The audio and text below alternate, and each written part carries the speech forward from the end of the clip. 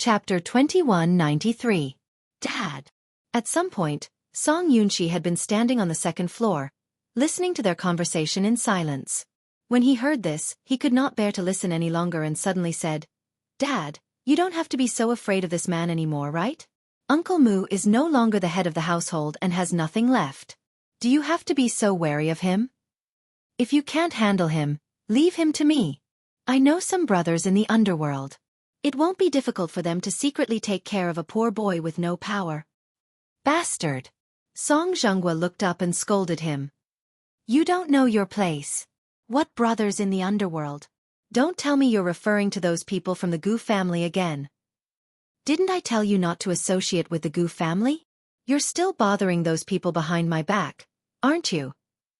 Xianxia's face turned red. If you have the time, you should read more books and at least broaden your horizons. Do you think that Wuxia has nothing left even though he's no longer the head of the household?" Jianghu suddenly snorted and said sarcastically, "If such an arrogant boy didn't have a backup plan for himself, how could he have left so easily? Don't be fooled by how powerless he looks now. Even with his current strength, you won't be his match at all if you go head-to-head with him. When he was still the head of the household, he already had a lot of connections. Whether it's the underworld or the underworld, he has people in all walks of life. Don't try to hit a rock with an egg and be rebuffed." Xianxia's face turned pale at his words. She snorted indignantly, turned around, and stormed into the room. Bang! The door was slammed loudly. Jianghu was even angrier now. He scolded, "Looks like this boy has been spoiled rotten by me. He lost his temper just because I said a few words to him. Do these two siblings really want to anger me to death?" Jiang Qiming immediately comforted, "Yunqi is still young and doesn't know any better. Don't be angry with him." However, Jianghu said disapprovingly, "He's already in his 20s and he still says that he doesn't know any better. Then how can he be considered sensible? 70 or 80 years old. Do you only know how to be sensible now?" Xianxia was standing in the living room. Even though the room was soundproof, he could still hear Jianghu's angry curses from the living room. His chest was filled with anger, but he had nowhere to vent it. Clenching his fists tightly, he punched the door a few times as if he did not feel pain. Only then did he feel a little better. Wuxia! That heartless man! If it wasn't for him, the Song family's family. No matter what, he could not take this lying down. He had to teach Wuxia a lesson. Otherwise, he wouldn't know how high the sky was and how deep the earth was. At the thought of this, Xianxia narrowed his eyes fiercely. His eyes were blazing with fury and ambition. Jianghu Private Clubhouse. This is the most luxurious private club near Dongjie. It's one of the 5 biggest clubs in Jing City. It has entertainment, conference, hotel. It has everything. Jianghu is the most luxurious private club. Just the membership fee for a year is several million. It's not something that ordinary people can afford. Chapter 2194. As a place exclusive to the rich, once night fell, some high-ranking officials, nobles, and descendants of the rich and powerful clans would gather here, indulging in debauchery. Jianghu Private Clubhouse was the property of the Gu family. Therefore, the Gu family's power was concentrated in this area. In the swimming pool, Gu Jinglian was leaning against the side of the pool with a towel draped over his shoulder. He was holding a glass of dry red wine and sipping it casually. A man in a formal suit suddenly came over and knelt down beside the pool. He lowered his head and whispered in his ear, "Young Master Gu, there's a VIP guest who wants to see you." Gu Jinglian's almond-shaped eyes, which were originally closed for a nap, slowly opened. He glanced at him frivolously. When he heard that name, he suddenly drank the dry red wine in his glass in one gulp, then turned around and walked up the escalator. His well-built and well-defined body was soon exposed to the air. Transparent water droplets slowly slid down his body. That charming and devilish pheromones, no matter how strong a woman's willpower was, at this moment, standing in front of him, she would be mesmerized to the point of suffocation, right? The moment he came out of the pool, someone immediately came forward and carefully took the wine glass from his hand. Then, another person respectfully came forward and draped a graceful and luxurious bathrobe over him. In the private room, Xianxia had already finished a whole bottle of red wine. At this moment, he was really annoyed. When he thought about how weak his father was and how he was willing to give a piece of golden land to Wuxia, he was so angry that he drank another glass. Just as he opened the second bottle, the door was suddenly pushed open. He raised his head and saw Gu Jinglian, who walked in like a moon surrounded by stars.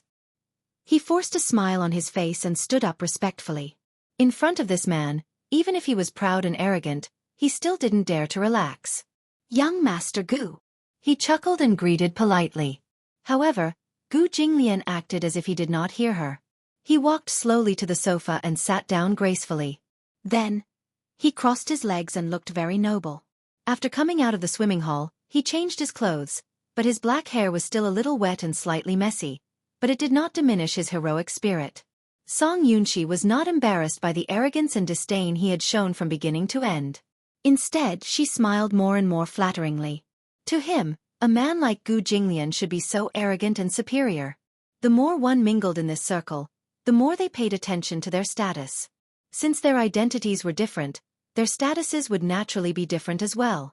"Sit down.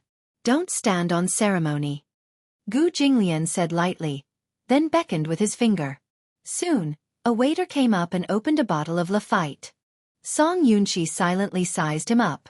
She had to admit that the man in front of her definitely didn't look like a crown prince from the underworld.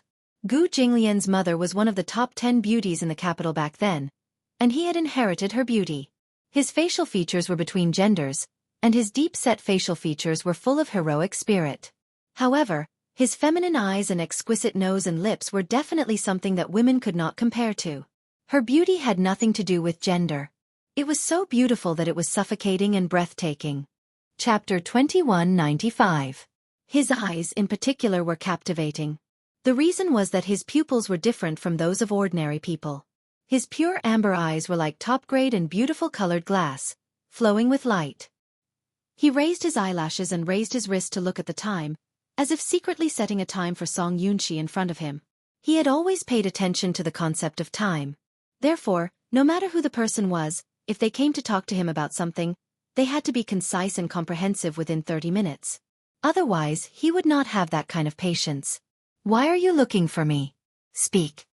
Song Yunxi first rubbed her hands a little uneasily and politely exchanged a few words. Then, she went straight to the point and summarized the matter. "Wuxia, that bastard, is too much. He's going too far. I really can't take this lying down. I can't watch him trample the Song family under his feet, so I want to teach him a lesson."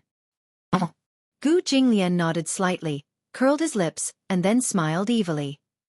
"So, you came to me just to complain about these things?" In other words, there was some dissatisfaction. Song Yunxi and Gu Jinglian had known each other for a long time, but the relationship between the two of them could only be considered as casual acquaintances at best. Song Yunxi had always wanted to befriend Gu Jinglian, who had a strong background in the underworld. However, no matter how she tried to curry favor with him, it was difficult for her to get too close to him. Gu Jinglian was really too arrogant. He was like a natural aristocrat. The aura in his every move was incomparable. Song Yunxi said, "I came to you because I hope that you can help me vent my anger. Young Master Gu, I know that you have some tricks up your sleeve. In front of you, Wuxia is just a pitiful worm. Won't he be easily crushed under your feet?" "Not interested." Gu Jinglian interrupted her with little interest. His expression was cold, and he yawned lazily. "Wuxia?" He had also heard about his resignation as the patriarch. However, he wasn't so bored as to go against a former overlord. The Mu family was an old rival of the Gu family, so they knew each other very well. Song Yunxi was short-sighted and stupid, but Gu Jinglian could see the situation clearly. Although Wuxia seemed to be in dire straits now, having lost some of his status and his former glory, it was as if he had fallen from the top of a mountain to the bottom of a valley thousands of meters down, smashed into pieces. Gu Jinglian, who could see the man's ambition clearly, knew that the current situation was only temporary. Before long, this man would once again stand at the peak at the speed of light in an extremely short amount of time. His current abject state was just a cover for others. Wuxia was the same as him, an arrogant man to the bone. He would never allow himself to fall from a high position. Even if he abdicated, it was just a means to advance by retreating. Therefore, He wasn't interested in having any entanglements with such an unfathomable man. Moreover, the Gu and Mu families had always minded their own business and didn't have any feud. Even if they had always been against each other, it was just a competition and had nothing to do with gratitude or grudges. To outsiders, Mu Yaja and Gu Jinglian seemed to be enemies and friends. They couldn't see clearly. But in fact, these two men were both at the top of the world, and they seemed to appreciate each other. Chapter 2196. When Song Yunxi heard this, she was puzzled. Not interested? I don't think I have the obligation to help you. Gu Jinglian appeared to be very impatient. After saying this, he stood up and walked towards the door.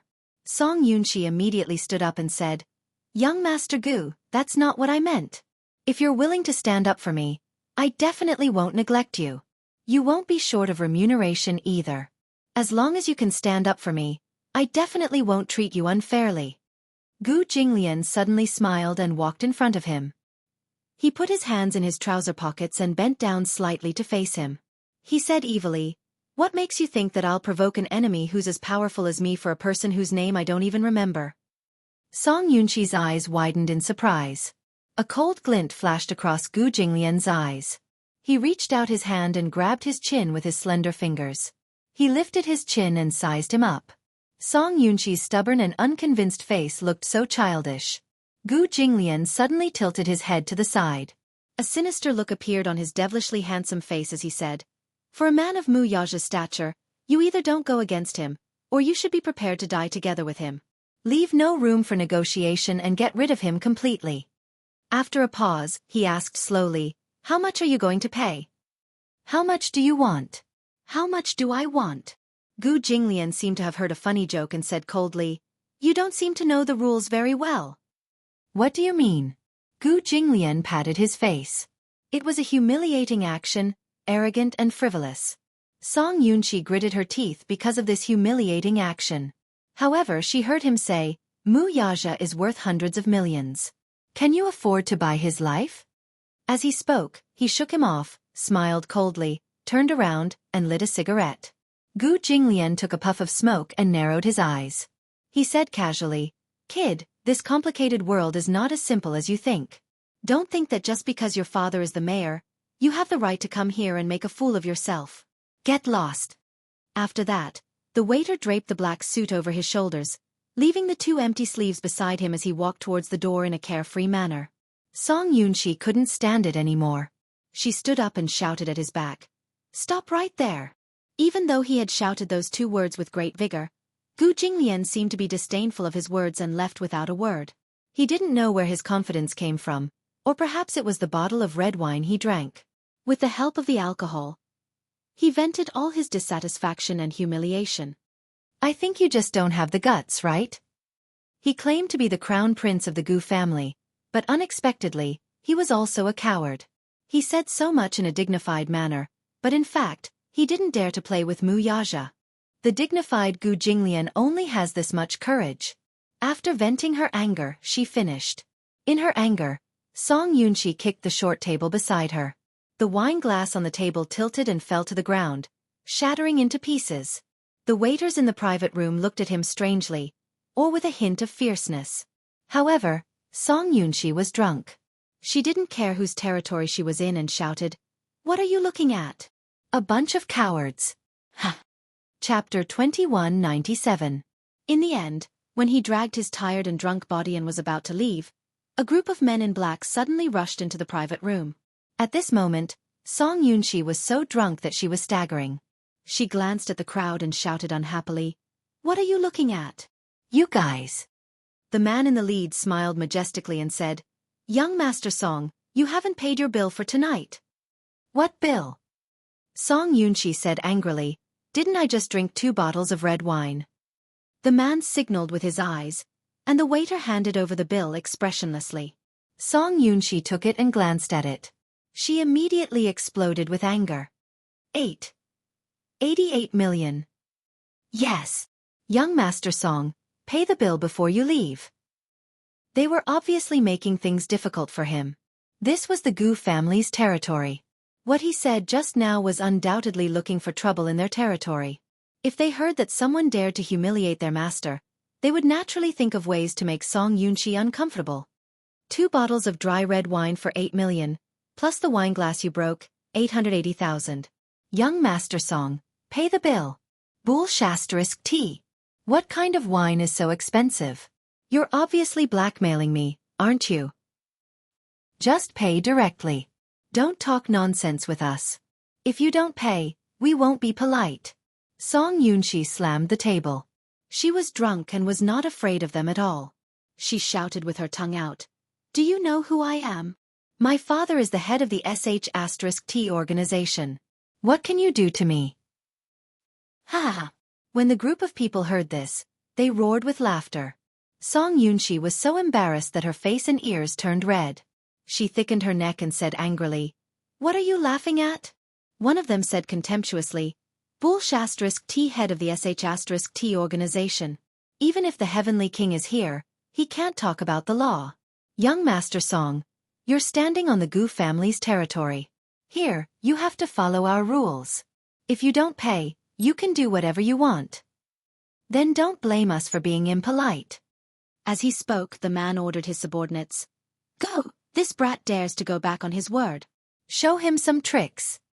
As soon as he finished speaking, a group of brothers behind him immediately rushed up and surrounded Song Yunqi, punching and kicking her.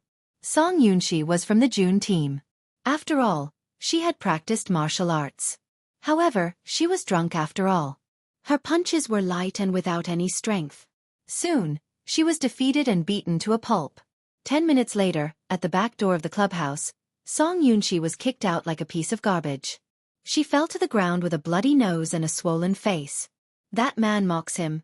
You don't have money and you come to Jianghu. Idiot. Everyone laughed and closed the door. Song Yunqi staggered to his feet. He touched his nose and felt a sharp pain from a dislocated bone. He lowered his head and saw a pool of blood on his palm. He clenched his teeth and turned around, but he soon fell down again after taking a few shaky steps. That person walked into the meeting room. Gu Jinglian sat in front of the table and flipped through the documents calmly. Then he heard his subordinate report respectfully. Young Master Gu, the trash has been cleaned up. Gu Jinglian didn't even raise his eyelids and said, In the future, open your eyes and look carefully. Don't let any dog in. Yes, I understand. Gu Jinglian suddenly thought of something and asked calmly, Is she dead? Chapter 2198. Gu Jinglian closed the document and said coldly, It's such a cold day. Get a car to send him to the hospital. It's bad luck if he dies here.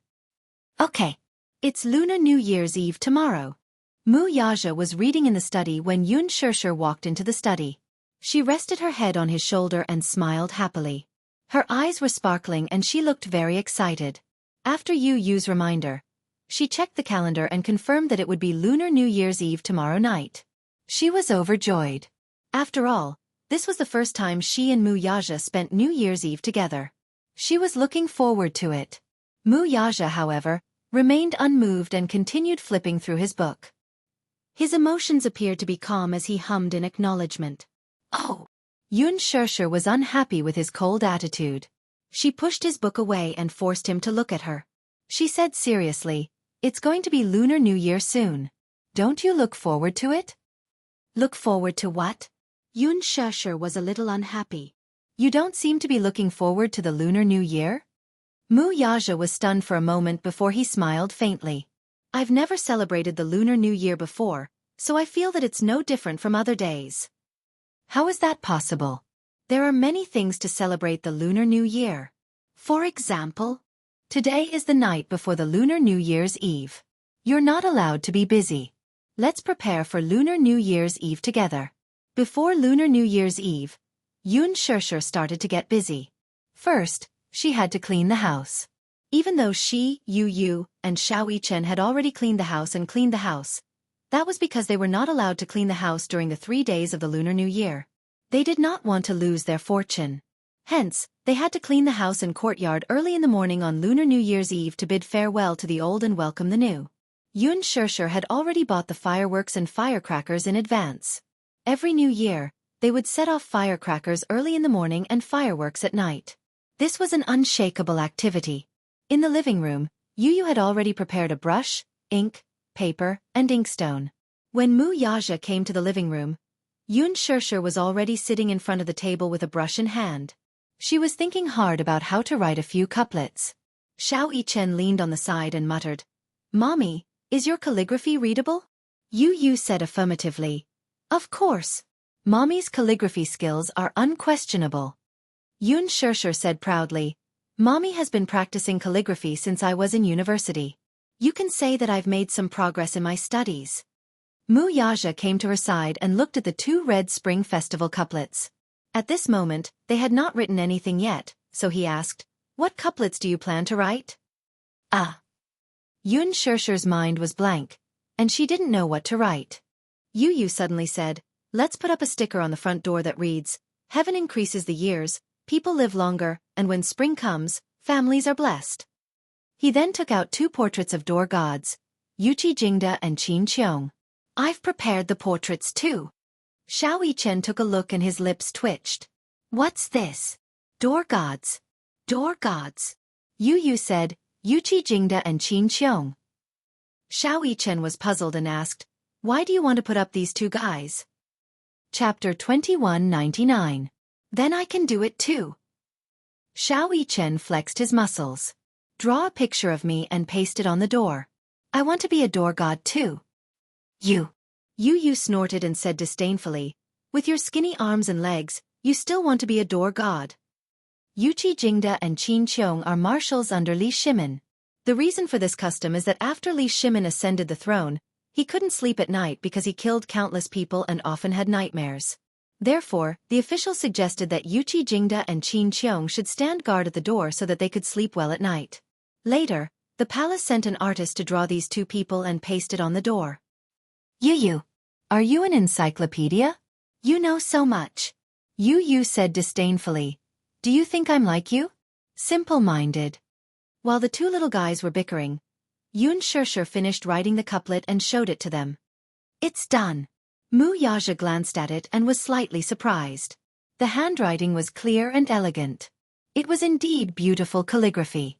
Mu Yichen was so shocked that his mouth opened wide. He said in a daze, "Mommy, the handwriting is not bad." Xianxia was suddenly at a loss. "What should we paste on the bedroom?" "Let's write birds flying happily in the sky and the earth tied together in a knot." Yu said again. Xianxia and Mu Yaja looked at each other and lowered their heads in shame. Their educational level was worse than a child's. Shame. After writing the couplet, they wanted to paste it on New Year's Eve. Yu brought a stack of red paper and two pairs of scissors and said that he wanted to cut the window flowers. When Mu Yaja saw this, his curiosity was piqued and he excitedly asked Yu to teach him. Yu had been good at handicrafts since he was young. During the Lunar New Year, he cut the window decorations himself. They were as good as the ones bought outside. Mu Yaja was also interested. He looked at the two little guys' scissors and felt that it was a bit interesting. He took a piece of red paper and fiddled with it for a long time. Finally, he unfolded it, only to find that the cut was a mess. Xianxia, who was standing at the side, could not help bursting into laughter. Yu also saw her father's terrible handiwork skills. She covered her mouth and snickered. Even Mu Yichen laughed mercilessly. "Daddy is so stupid." Mu Yaja glared at him in dissatisfaction. He snorted and said confidently, "That's because no one taught me. Let me do it." Yu abandoned Mu Yichen and sat on Mu Yaja's lap, personally teaching him. Paper cutting was really amazing. She watched as the boy folded and cut a piece of red paper in his hand. From time to time, he would carefully make a few strokes with a knife. Finally, when the paper was unfolded, the word "fu" appeared neatly on the paper. It looked very proper. Mu Yaja also learned seriously. In the end, under Yu's guidance, he also learned the basics of paper cutting. At least it was pleasing to the eye. Yu nodded and commented, "You've made some progress." She pasted the window decorations on the glass, the door, and the wall. The festive atmosphere of the Lunar New Year was immediately brought out. Mu Yaja hugged Mu Yichen and looked at the clear glass. The red window decorations made him smile. So, the Lunar New Year felt so warm. Chapter 2200. However, it turned out that spending the New Year with family was such a warm and blissful experience. Actually, the New Year was not on the streets. the true New Year was at home and in one's heart. The true meaning of the New Year was only when one's family was together. Xianxia suddenly understood why all the employees in the company could not wait to return home at the end of the year. Dishing Financial Group's usual practice was to finish all the work on hand and then have an early holiday. Therefore, half a month before the New Year, all the employees worked hard to catch up with their workload so that they could spend more time with their families on such meaningful days. Xianxia personally pasted the last piece of paper on the window of the study and picked up Xianxia. The father and son looked at each other and smiled warmly. "Daddy! Daddy!" Yu ran over with 2 big red lanterns in his hands. He beamed and said, "Daddy, come and do me a favor." "What favor?" Xianxia put down Xianxia and walked over. Yu grabbed his hand and hurried toward the door. It turned out that Yu wanted to hang 2 red lanterns at the door. After all, it would look more festive. However, he was short. Even if Xianxia lifted him up high, it was still difficult for him to do so. There was no ladder at home, so he went to Xianxia eagerly. At 188 meters, Xianxia lifted Yu up easily and hooked him. After Yu hung the lanterns, the festive atmosphere was immediately apparent.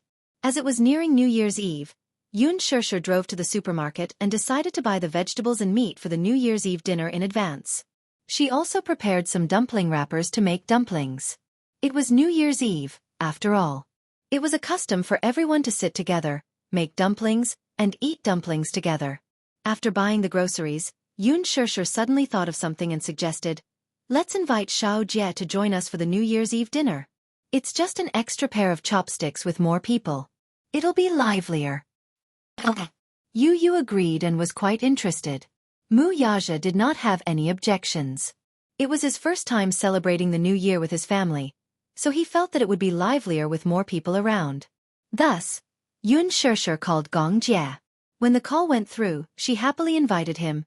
"Xianxia, tomorrow is New Year's Eve. Let's have New Year's Eve dinner together." After a while, Xianxia then asked a question. "New Year's Eve? What does that mean?" Xianxia she had suddenly forgotten that when she and little Jia were still young, they did not have a proper New Year celebration. She vaguely remembered that her mother was short of money at that time. On New Year's Eve, having meat and fish was already considered a good New Year celebration. When his mother was not around, little Jia should have grown up overseas and could be considered half a foreigner. Therefore, he was not very familiar with the customs and terms of the Spring Festival. Hence, she explained seriously, "It's New Year's Eve. Tomorrow night is New Year's Eve, so let's have a reunion dinner together. The more the merrier. After the reunion dinner, we're going to the riverside to set off fireworks to welcome the new year. Are you coming?" She had already purchased the fireworks. Chapter 2201. Some fireworks cost a few dozen yuan each, while some cost a few hundred yuan for just 1 second. These were things that she would never have dared to think about in the past. In recent years, the capital had implemented a standard of strictly prohibiting fireworks in the city. However, on New Year's Eve, many people still went to the riverside to set off fireworks. Firstly, it was for the festive atmosphere. Secondly, setting off fireworks was suitable for all ages. It was also one of the children's favorite activities. Without it, it would inevitably be lacking in flavor. Setting off fireworks was an ancient tradition passed down by the ancestors. It would be a pity to lose it. Xianxia readily agreed. "Sure," Xianxia said. "Then it's settled. Be there at 6 p.m. sharp. You're not allowed to be late. Otherwise, you'll have to drink as punishment." Yu knew that Xianxia was calling Xianxia. She suddenly leaned over to the phone and said loudly, "Uncle, remember to give red packets to Xianxia and me." On the other end, Xianxia laughed and said, "Little tycoon, are you really interested in my red packets? It's the thought that counts. As for how much I'm going to give, it all depends on my performance." Yu was a cunning person. Thus, she managed to get Xianxia to agree with her with just a few words. Xianxia cleared his throat and said, "Just be good and wait for me to give you your red packets." After hanging up the phone, Xianxia felt extremely happy. It was as if she was sitting on a hydrogen balloon and was slowly floating up into the clouds. She accidentally found Hua Jin's number. She was stunned for a moment and frowned. Then, she hesitated for a moment and dialed the number with a hint of anticipation. At City Condominium. Hua Jin was wearing a bathrobe and leaning against the bay window, looking at the beautiful sunset. Suddenly, his phone rang. He picked it up immediately and heard Xianxia's gentle and careful voice on the other end. Hua Jin, it's New Year's Eve tomorrow. Would you like to come to my house for New Year's Eve dinner? Hua Jin couldn't react in time. He choked on a mouthful of smoke and coughed for a long time. Xianxia could not help but raise her eyebrows when she heard the heart-wrenching coughing coming from the phone. She was a little surprised. What's wrong? The reason why she thought of Hua Jin was because she was concerned that his family was not by his side. Wouldn't he be very lonely if he thought too much? Therefore, she wanted to invite him to her house to spend time together. Hua Jin stared blankly for a while before he suddenly laughed. Why would you think of me? Because it's New Year. If you spend it alone, won't it be very lonely? After all, it's New Year's Eve. The more the merrier. Xianxia said. She paused and suddenly asked in disappointment, What's wrong? Are you unwilling? Or do you have an appointment? No. Hua Jin immediately said, It's just that I'm very surprised. I didn't expect you to invite me to welcome the new year together. That's because you're my family too. Xianxia said matter-of-factly. Hua Jin's expression froze. Instantly, a gentle smile formed on his lips. A warmth from the sky enveloped him. He was extremely touched by the simple word, family. He said gently, Okay, then you must come tomorrow night. Set your bowl and chopsticks. After the New Year's Eve dinner, let's go to the riverside to set off fireworks, okay? Okay. After hanging up the phone, Hua Jin looked at the screen that indicated the end of the call. However, he could not stop smiling. His heart felt extremely warm. Chapter 2202. In such a bustling city, on such a cold winter day, he actually felt that he was no longer alone. It was great to be able to celebrate the new year with everyone. When Jianghu received the call from the hospital, he was inevitably shocked. When he rushed to the hospital with Jiang Qiming, he saw Xianxia lying in the intensive care unit. His face was bruised and swollen, and his legs and arms were broken in several places. It was almost New Year's Eve, and he was actually lying in the hospital on New Year's Eve. He instantly felt that he had hit the jackpot. This kid was still fine yesterday, but he went out in the middle of the night. When he turned around, he received a notice from the hospital saying that he was lying in the hospital. When he rushed over, he saw that he was badly injured. It was obvious that he had been beaten up like this by someone. Jiang Qiming felt as if a knife was being twisted in her heart. She threw herself at the bedside and cried, Yunxi. However, after calling for a long time, Yunxi did not have the strength to respond. He was still in a semi-conscious state. His mind was muddled, and his jaw had been dislocated. He could not open his mouth or speak at all. Jiang Qiming gritted her teeth and cursed, Which bastard did this to our child? It's New Year's Eve. How unlucky. Jianghu stood by the bed and frowned as he sized up the child. He was so angry that he could not speak. Where did this kid go last night? It's obvious that he was beaten up by someone. Where the hell did he go? Tears streamed down Jiang Qiming's face and she couldn't say a word. Jianghu suddenly felt frustrated. He slammed the bedside table and scolded, Cry. You only know how to cry. She only knew how to shed tears whenever something happened to her. What else can you do other than cry? How can my heart not ache when my child is beaten up to this state?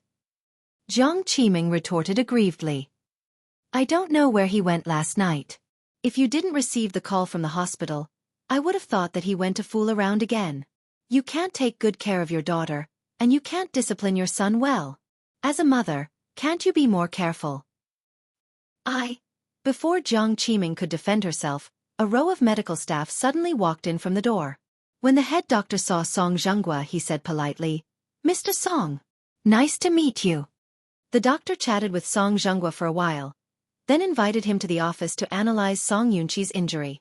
Half an hour later, Yunxi finally walked in with a gloomy face. However, Yunxi was still unconscious and was sitting at the side angrily. Jiang Qiming immediately walked over and asked worriedly, Zhenguo, what did the doctor say? This kid was seriously injured by someone. In addition to the fractures of his ribs, knees, tendons, shoulders, intracranial hemorrhage, and moderate concussion, the doctor said that such injuries were definitely not caused by one person. It was as if he had been ganged up on by a group of people. He wouldn't be able to recover in a short time. Even after the surgery, there will still be some residual effects. For this child, once there are some injuries, it means that he will have to retire early. Retired? Jiang Qiming widened her eyes in shock. Why? Chapter 2203. However, if he were to retire now, it would mean that all the meritorious service he had accumulated over the years would be gone. Song Zhenghua appeared calm on the surface, but deep down, he was already heartbroken and depressed. He had worked so hard and paid such a high price, all for the sake of planning a good future for this brat while he still had some power. But now look at what had happened. He had lost everything. After he retired and returned home from the BU team, it would be difficult to say that he would have a meteoric rise. This lad's great future had been ruined by him just like that. The most hateful thing was that Song Yunqi was still unconscious. Even if Song Zhenghua wanted to ferociously find the culprit who had beaten his son to such a state, there was no way to find out. Song Zhenghua was extremely vexed and frustrated. Be it Song Enya or Song Yunqi, they were constantly causing trouble for him. Song Enya was one thing. She was used to being pampered and noble. Because of her difficult temper, she had provoked Mu Yaja. However, before this matter could be resolved, Song Yunqi was in trouble again. Song Zhenghua was really annoyed. Why were there so many troublesome matters? Just which deity had he offended? Everything had gone wrong this year. It seemed that he was destined to spend this new year in the hospital. At the thought of this, Song Zhenghua smoked 2 cigarettes in a row. Then, he stood up and ran to settle some work matters.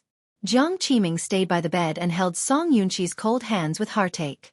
She could only cry non-stop as if this was the only way to vent some of the depression in her heart.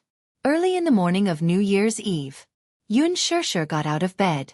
As the grandest lunch of the year, the reunion dinner on New Year's Eve was indispensable.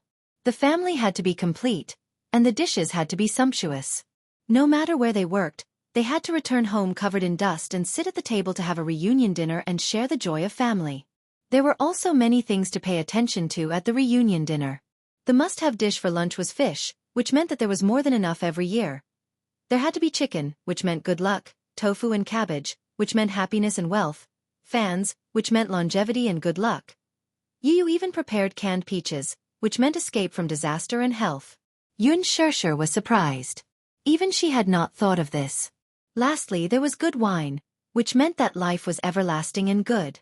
Early in the morning, Xianxia and Yu were busy in the kitchen. In the afternoon, Yun Yeqing and Yun Yeho arrived. Yun, of course, she had not wanted to invite her mother and daughter to her to invite to the New Year's Eve dinner. However, she didn't want to invite them. The mother and daughter trio were all top-notch. If she invited them, it would be hard to avoid making things unpleasant again. She didn't want to bring bad luck to the family during the new year. But when he thought about it, he felt rather embarrassed. Speaking of which, one was her aunt, and the other was her elder sister. If she forgot about them just like that, it would be hard to avoid being heartless. Xianxia was caught in a dilemma and felt very conflicted.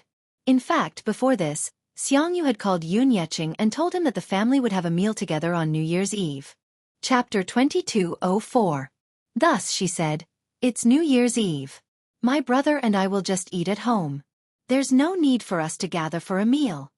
His wife was displeased to hear that. "What's wrong? Do you think we're embarrassing you and embarrassing you? Now that your family is rich, you have a capable daughter, and you have a rich son-in-law, so you don't want to acknowledge us as your poor relatives anymore, do you? So what if we're poor? We're family after all, and we're not greedy for anything. Why don't you give us the honor of having a meal together on New Year's Eve?" What was the truth? In the past 2 months, the money she had brought over from her hometown had long been used up. Before they came to the capital, Xiangyu and Yun Qingmiao still had a lot of yearning and anticipation for the glamorous life in the city. However, once they rented a house in the capital and started living there, the pressure came crashing down on them like a mountain, to the point where they could barely breathe. With the high rent, daily expenses, and living expenses in the capital, It was already extremely difficult for them to make ends meet. Yun Qinli and Yun Qingmiao also found part-time jobs, but since they had just moved to the capital, they were unfamiliar with everything. Not to mention earning money, each of them only had a monthly salary of more than 3,000 yuan, which added up to more than 6,000 yuan. After deducting the food and transportation expenses, as well as the occasional shopping trip, they were out of money. His wife, on the other hand, was thick-skinned. She had approached him several times, saying that she was out of money and wanted to borrow some. He knew very well that the money would be wasted once he lent it out. Still, he was worried that if he did not lend them the money, the mother-daughter trio would surely cause a lot of trouble for Yun Shirshir. Thus, he secretly lent them a few sums of money behind his back, but the moment his wife tasted the sweetness, her greed kicked in and she could not take it back. When it came to New Year's Eve, Xianxia put on a dignified front by saying that she wanted to have a reunion dinner with her family. But in reality, she would probably beat around the bush or shamelessly ask Yun Shirshir for money during the meal. He did not want to make things so awkward, so he asked directly, "Did you guys run out of money again?" His wife flew into a rage out of humiliation when she heard that. "What? Brother, are you treating the three of us like beggars? All you talk about is money, money, money. Do you really think we're begging for food?" After all, they were a family.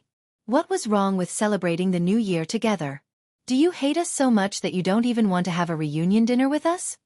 Her overbearing words put Yun Yeching in a difficult position. Unable to bear it any longer, Yun Yeho rebuked. "Don't you always talk about borrowing money? Do you really think I don't know that you borrowed money from Yicheng behind my back? This money adds up to tens of thousands of yuan. Have you paid it back?" Xianxia had been in the capital for a few months, and she hadn't learned anything else. However, her skin had grown thicker, and she grinned. "Isn't it because I'm short of money? Besides, we're all family. Is there a need to be so calculative?" Yun Yeho, on the other hand, did not take it to heart. As the saying goes, even blood-related brothers should settle their accounts clearly. Yi Chang has already spent a lot of energy taking care of me. Do you think he's made of iron? That's right. You don't need money to support the three of you. Chapter 2205. In a single sentence, the greed in his heart was as clear as day. Yun Yeho was so exasperated that he almost burst into tears. He almost blurted out, "All of you, scram back to your hometown. If you don't have the capability, why are you all here in the capital?" Yun Yeching immediately stopped him, saying that they should not quarrel during the new year. After all, they were a family. Hence, he pulled Yun Shirshir to the side and said, "Shirshir, I have a presumptuous request. Since it's New Year's Eve today, please invite your aunts over for a reunion dinner at noon. I don't want to make things difficult for you, but they seem to be clinging on to you and insist on having a family reunion dinner. Most importantly, I don't want to make things difficult for your uncle, so please invite them over for lunch to shut their mouths and prevent them from gossiping about you behind your back. After lunch, I'll send them back in a taxi." Yun Shirshir readily agreed. Lunch was supposed to be a family reunion, so it was not a demanding thing to invite them over for a meal. However, when Xianxia and her daughter came, the festive atmosphere was diluted by a lot. Logically speaking, no matter how close a relative was, they should not come empty-handed. A carton of milk, a tin of biscuits, or even a small toy to coax the child should at least show their sincerity.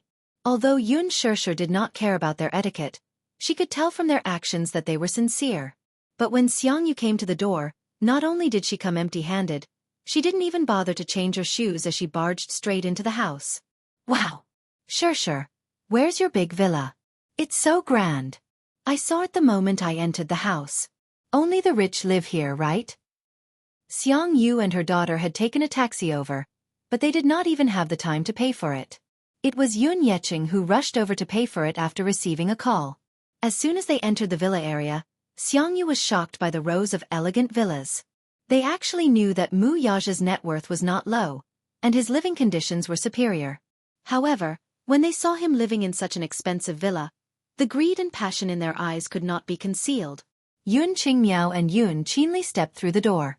Knowing basic etiquette, they exchanged a few greetings and New Year's blessings, changed their shoes, and were instantly captivated by the luxurious decor before them. "Big sister Shirshir, can we take a look at your villa?" Yun Qinli asked excitedly. Before Yun Shirshir could nod in agreement, Yun Qingmiao grabbed Yun Qinli's hand and eagerly rushed to each room for a look.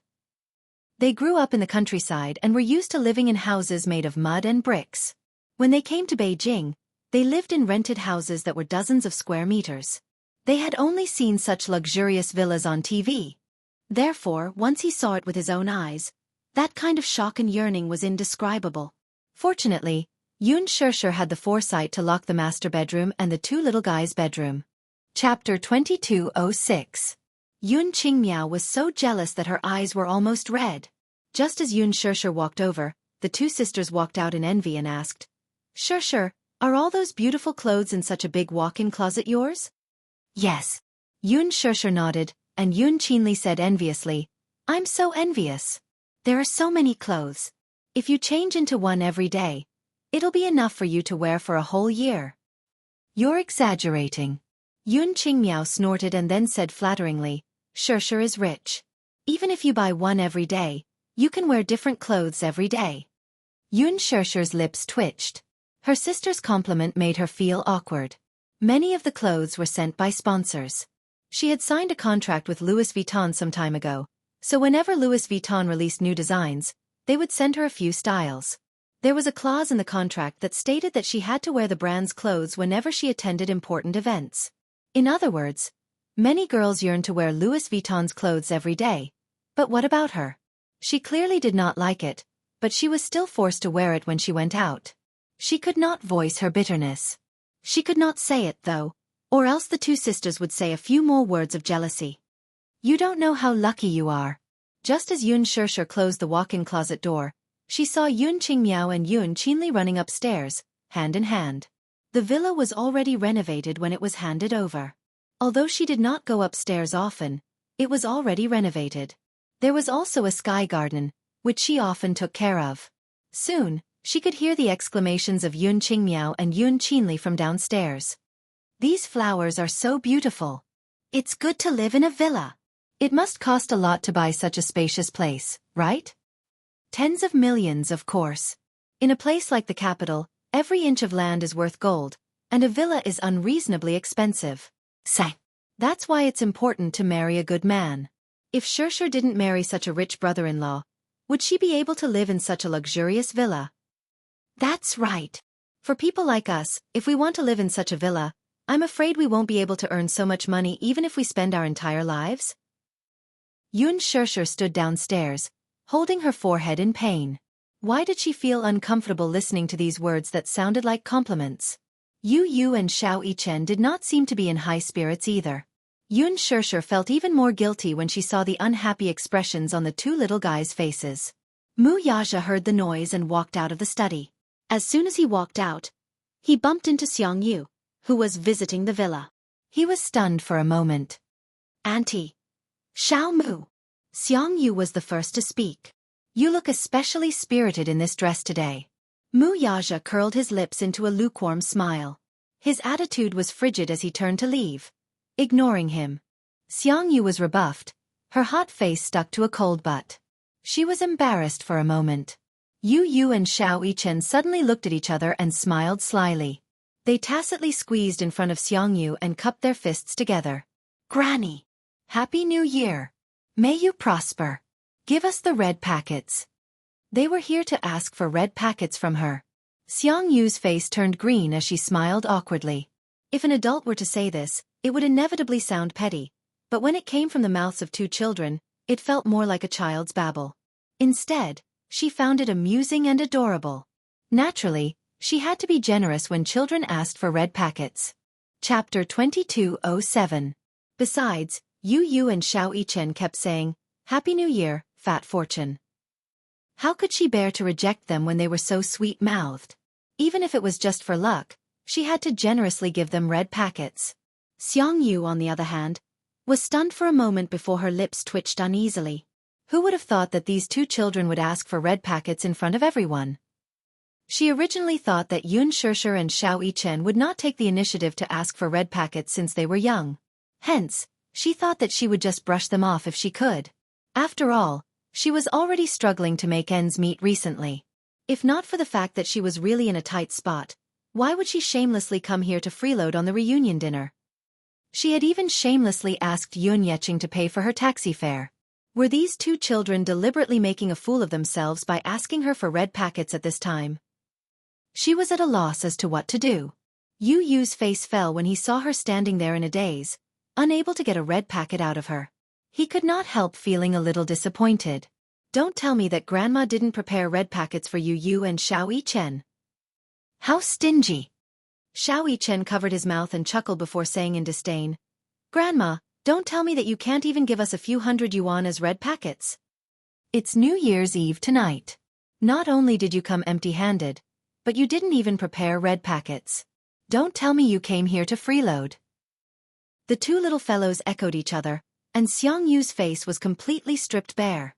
If it were Yun Shishir who said such words, it would inevitably come off as harsh, unreasonable, and even mean. However, when it was these two little lads who said it, it made people laugh. While they laughed at the children's nonsense, they did not think that these two children were being rude. After all, Xiangyu's every word and action were just like what these two little lads had said. It was obvious that they were here to freeload on the reunion dinner. She didn't even prepare a red packet for the child. It was inevitable that the child would despise her. Xiangyu immediately squatted down in front of the two children and said awkwardly, It's not that I didn't prepare anything. I didn't bring any red packets with me. There was a traffic jam on the road. They came too hastily and were not prepared. It's all your fault. Don't blame me. Tomorrow, I'll prepare it for you, okay? So you didn't bring any red packets. Grandma, wait a moment. With a mischievous grin, he ran to the living room and pulled open a drawer to retrieve a stack of brand new red envelopes he had just bought from the supermarket. Taking out 2 envelopes, he ran to his mother and passed them to her. Here. Mu Yaja sat at the side, trying hard not to laugh. How could he not understand this little fellow's intentions? It was obvious that he didn't like Xiangyu and her 2 daughters and wanted to embarrass them. He didn't give them a way out at all. How could you lack red packet money? But he just couldn't stand these 3 ungrateful wretches. Xiangyu looked awkwardly at the red packets that Yu handed to her. She took them resentfully but didn't do anything else for a long time. What kind of joke was this? She only had $100 with her. Was she supposed to tear the $100 in half and give half to each child? This child looked so cute and innocent. How could he be so smart? Chapter 2208. This. She was so embarrassed that she wanted to cry. Xiao Yichen suddenly said coldly, You, forget it. It's obvious that Granny didn't prepare anything. She's so poor that she can't even fork out 200 yuan. Xiangyu's face turned red, as if blood was about to drip out of her mouth. Yu furrowed her brows in dissatisfaction. Granny doesn't care about us at all. She didn't even prepare a red packet for us. How sad. Yun Yeching and Yun Yeho looked at each other, feeling like crying and laughing at the same time.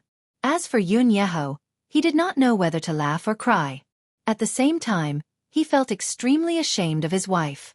He could not bear to see his wife being laughed at by the 2 children, so he quickly said, Yu, Xiao Yichen, Grandpa has prepared red packets for you too. Come. Yu and Xiao Yichen held hands as they walked to Yun Yeho. They saw him sitting in his wheelchair and taking out 2 thick red packets from his canvas bag. He had secretly packed them beforehand. Ever since he came to the capital, his hometown would regularly send him subsidies despite his physical disability. Plus, he could not stay idle. When Yun Yeching went to work, he would do some handicrafts at home or do some simple chores. Thus, he managed to save up a small sum of money. The 2 red packets did not look thick, but they were a token of his sincerity. It was the new year, after all. Red packets should be given for the festive occasion. When Yun Yeching saw this, he immediately stopped him. Yeho, forget it. You don't have much money on you. Save it to buy something for yourself. It's enough that the 2 children know your sincerity. Oh dear. Brother, it's the new year. Giving red packets to the children is more or less for the sake of happiness. It won't save much money. Yun Yeho insisted on giving them a red packet. He pulled Yu and Xiao Yichen over and stuffed them into each of their hands with a smile. Yu glanced at Yun Yeho's rough fingers, some of which were still wrapped in bandages. She didn't even need to think about how Yun Yeho had earned all this money. Xiao Yichen was a little embarrassed to accept it, but Yu smiled and said, Thank you, Grandpa. I wish Grandpa good health and a happy new year. As he spoke, he naturally stuffed it into his trouser pocket. When Xiao Yichen saw that Yu Yu had accepted it, he accepted it as well. He smiled and gave his New Year's greetings. Since Yun Yeho was the first to give a red packet, Yun Yeching naturally could not be left behind. He also gave the two kids a big red packet each. Yu Yu and Xiao Yichen rushed to say their New Year's greetings and received the red packets. Xiao Yichen was the most adorable of them all.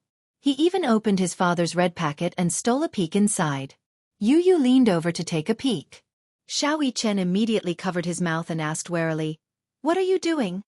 "Take a look. It's not like I'm snatching it from you, petty fellow."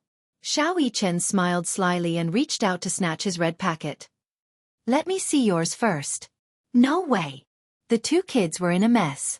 Yun Yeching and Yun Yeho burst into laughter and immediately said in unison, "You two little fools, we gave you the same amount of red packets." The atmosphere gradually warmed up. The awkwardness was finally resolved. However, after this display of strength, Xianghu finally restrained herself. She sat at the table and pretended that nothing had happened while munching on sunflower seeds. She finally knew her place. Yu Yu could not stay idle for a while longer. He ran into the kitchen and prepared the reunion dinner with Yun Shishir. Chapter 2209. The doorbell rang all of a sudden. Yun Yeching immediately stood up and was about to open the door when Mu Yaja pressed on his shoulder. "Dad, take a seat. I'll open the door." "Oh, okay." Feeling flattered, Yun Yeching smiled and sat down obediently as he was told. Mu Yaja walked to the entryway and opened the door, only to see Gong Jie standing outside. "Brother-in-law?"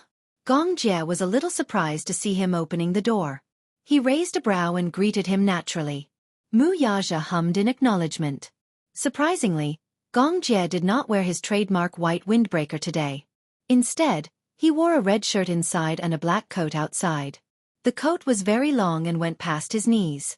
Paired with a pair of straight black slim-fit pants and a pair of black boots, he looked high-spirited, slender, and domineering.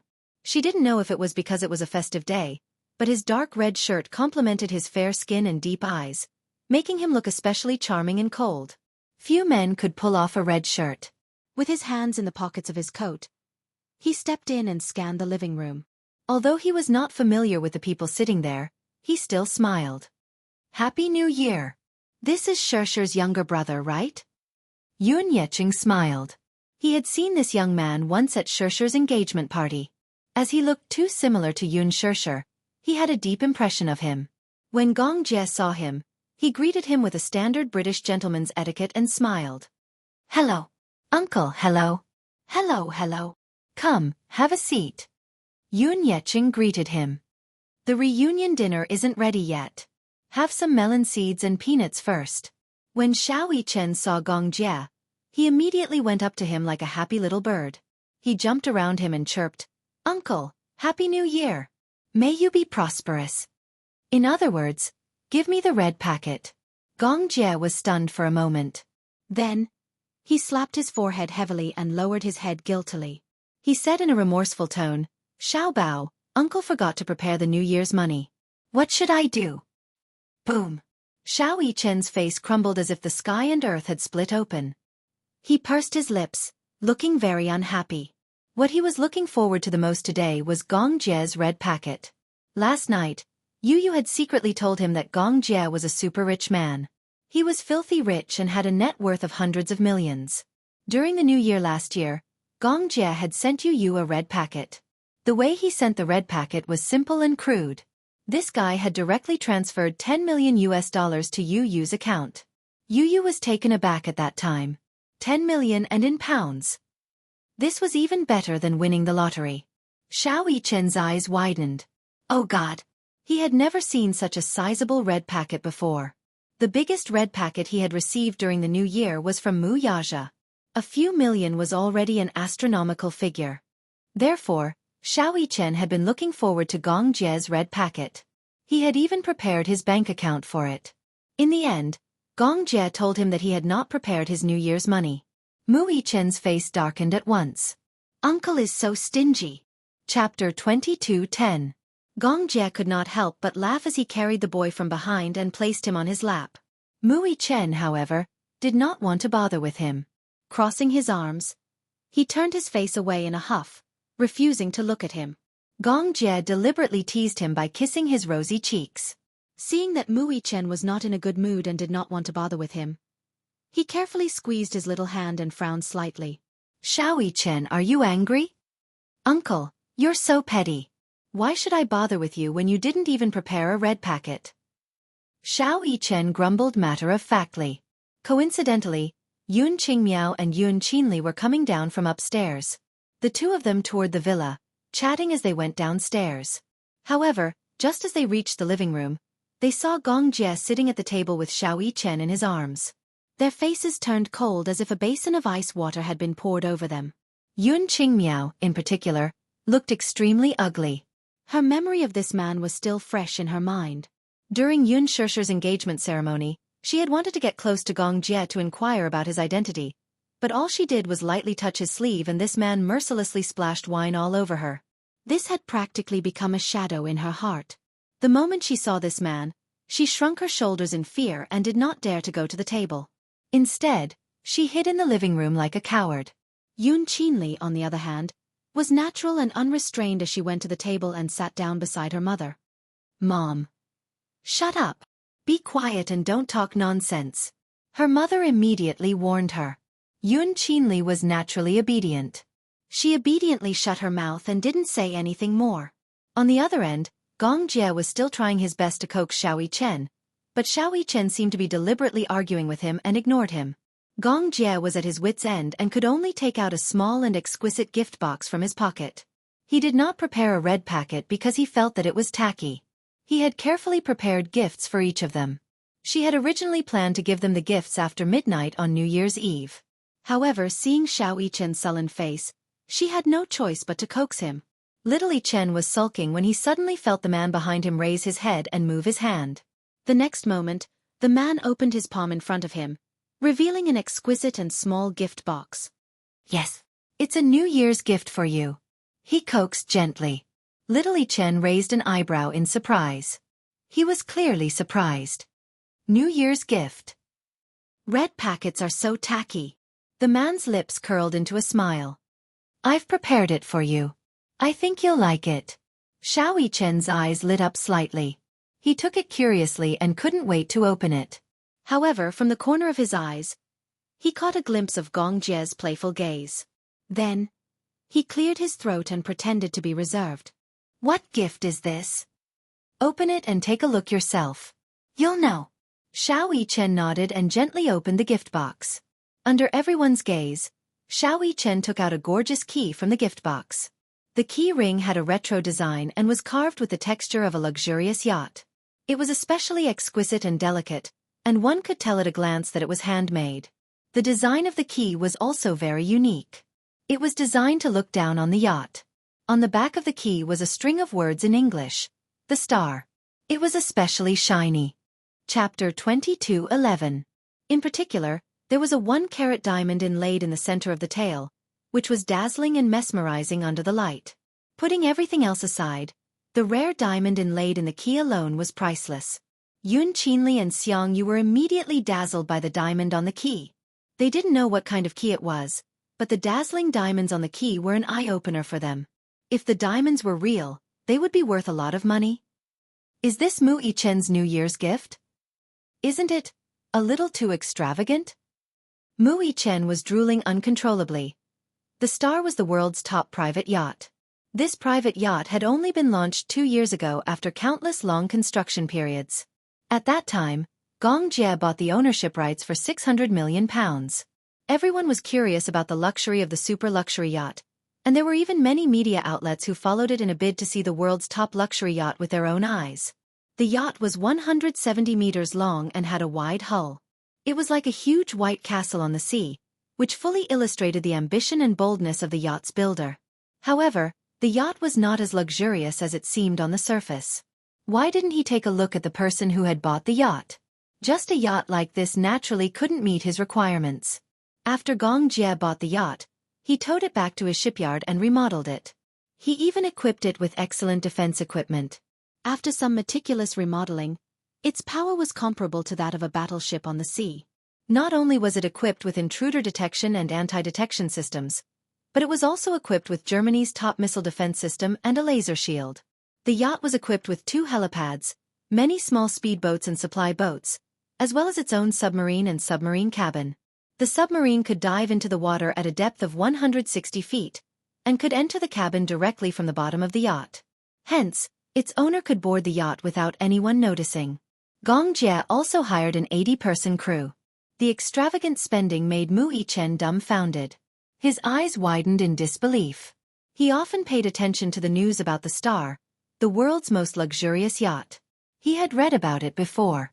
He didn't expect the most luxurious yacht to be in his uncle's hands.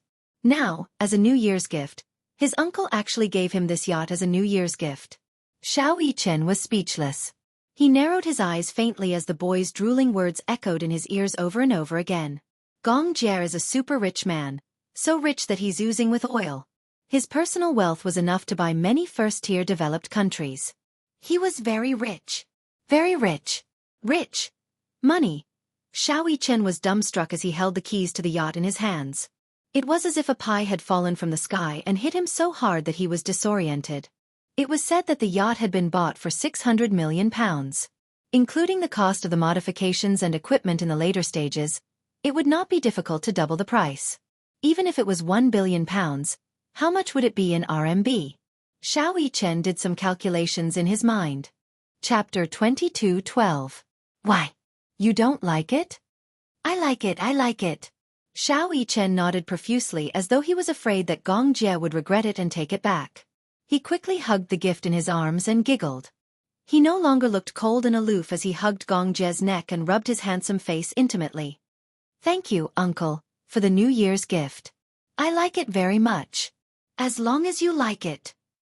But, uncle, don't regret it. Since you've given it to me, you can't take it back. Xiao Yichen said cautiously. Gong Jie's lips twitched. He couldn't help but pinch the little guy's cheeks and said unhappily, Do I look like such a petty person? You do. Gong Jie was speechless. He suddenly reached out to snatch the gift back. Since you're saying that uncle is petty, then give it back to me. No.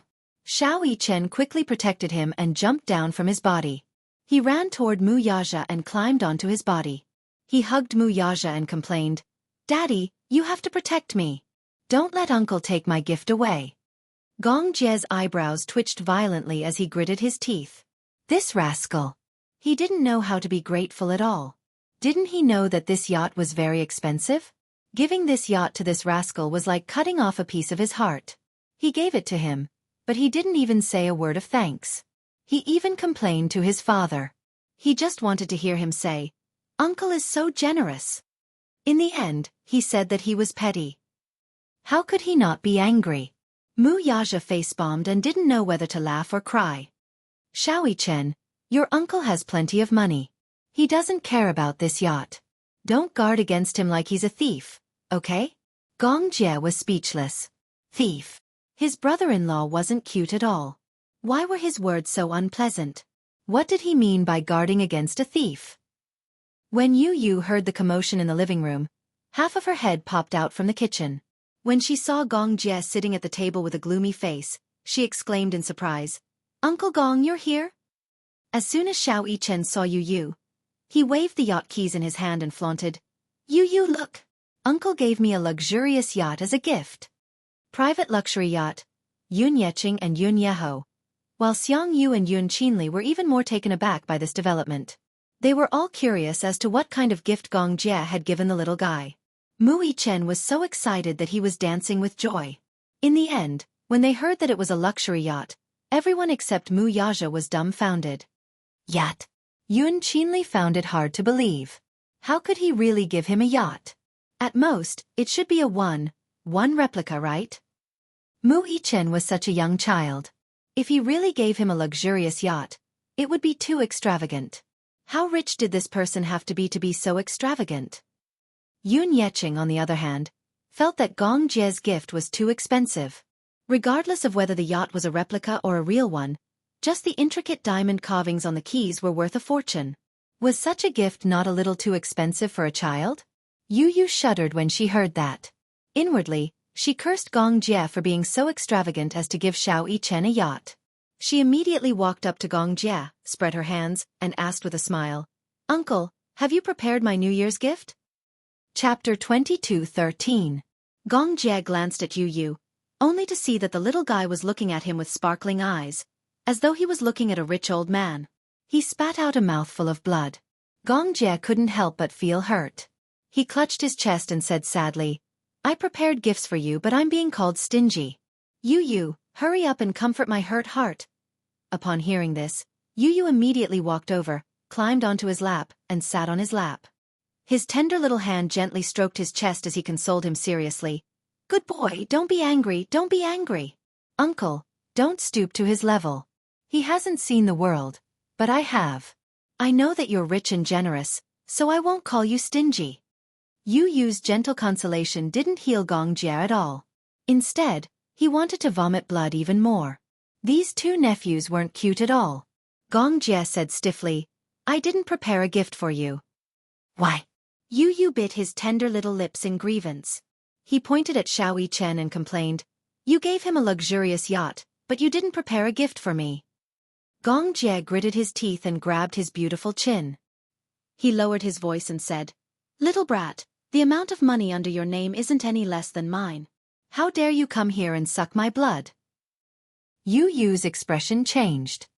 He smiled slyly and pouted his pink lips. "Because you're my uncle. Why don't you call me grandpa and I'll give you a yacht?"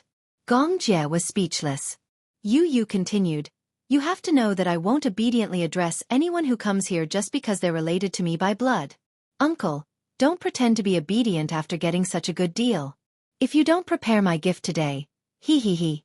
This is my territory. Be careful, or I'll make things difficult for you." Pretending to be obedient after getting such a good deal.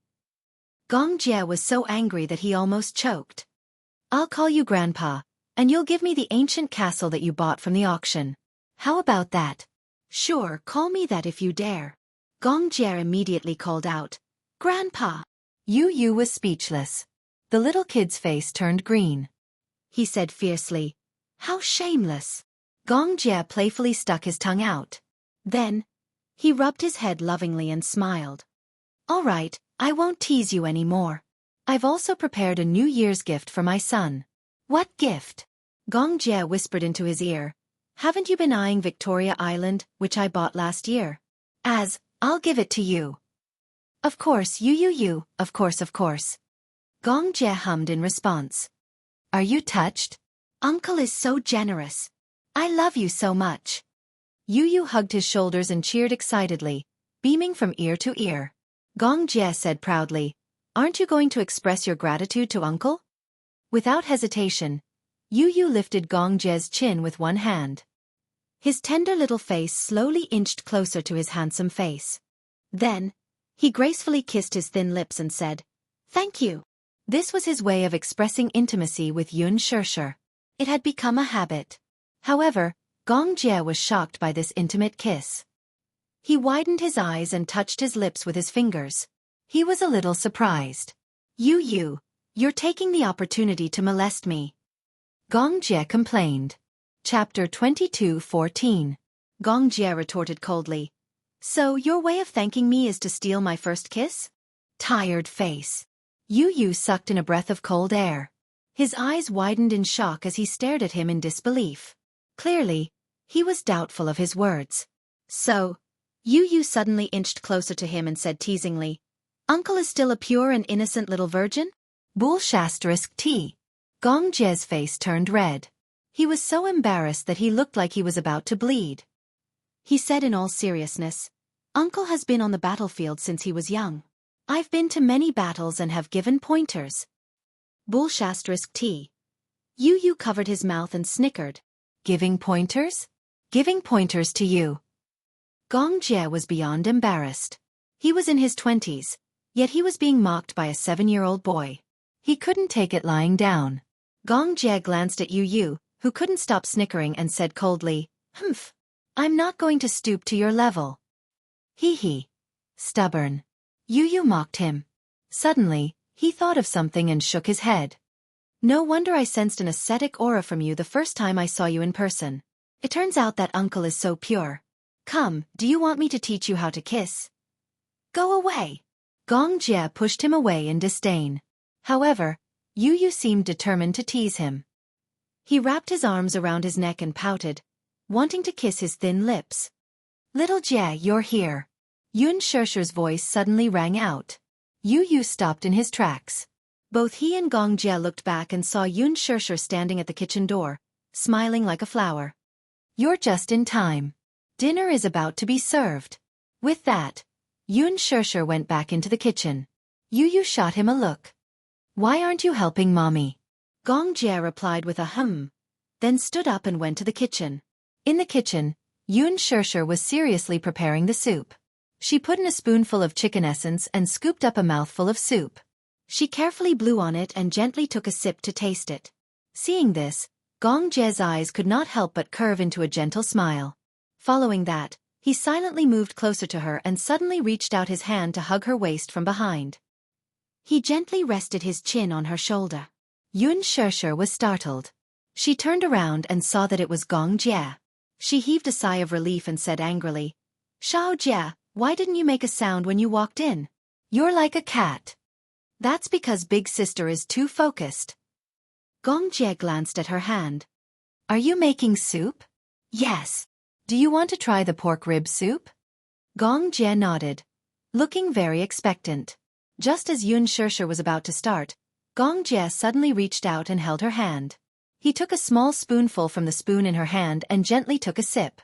Suddenly, his eyes lit up unexpectedly. Not bad. What do you mean not bad? Yun Shishi protested. Hey. Aren't you underestimating me?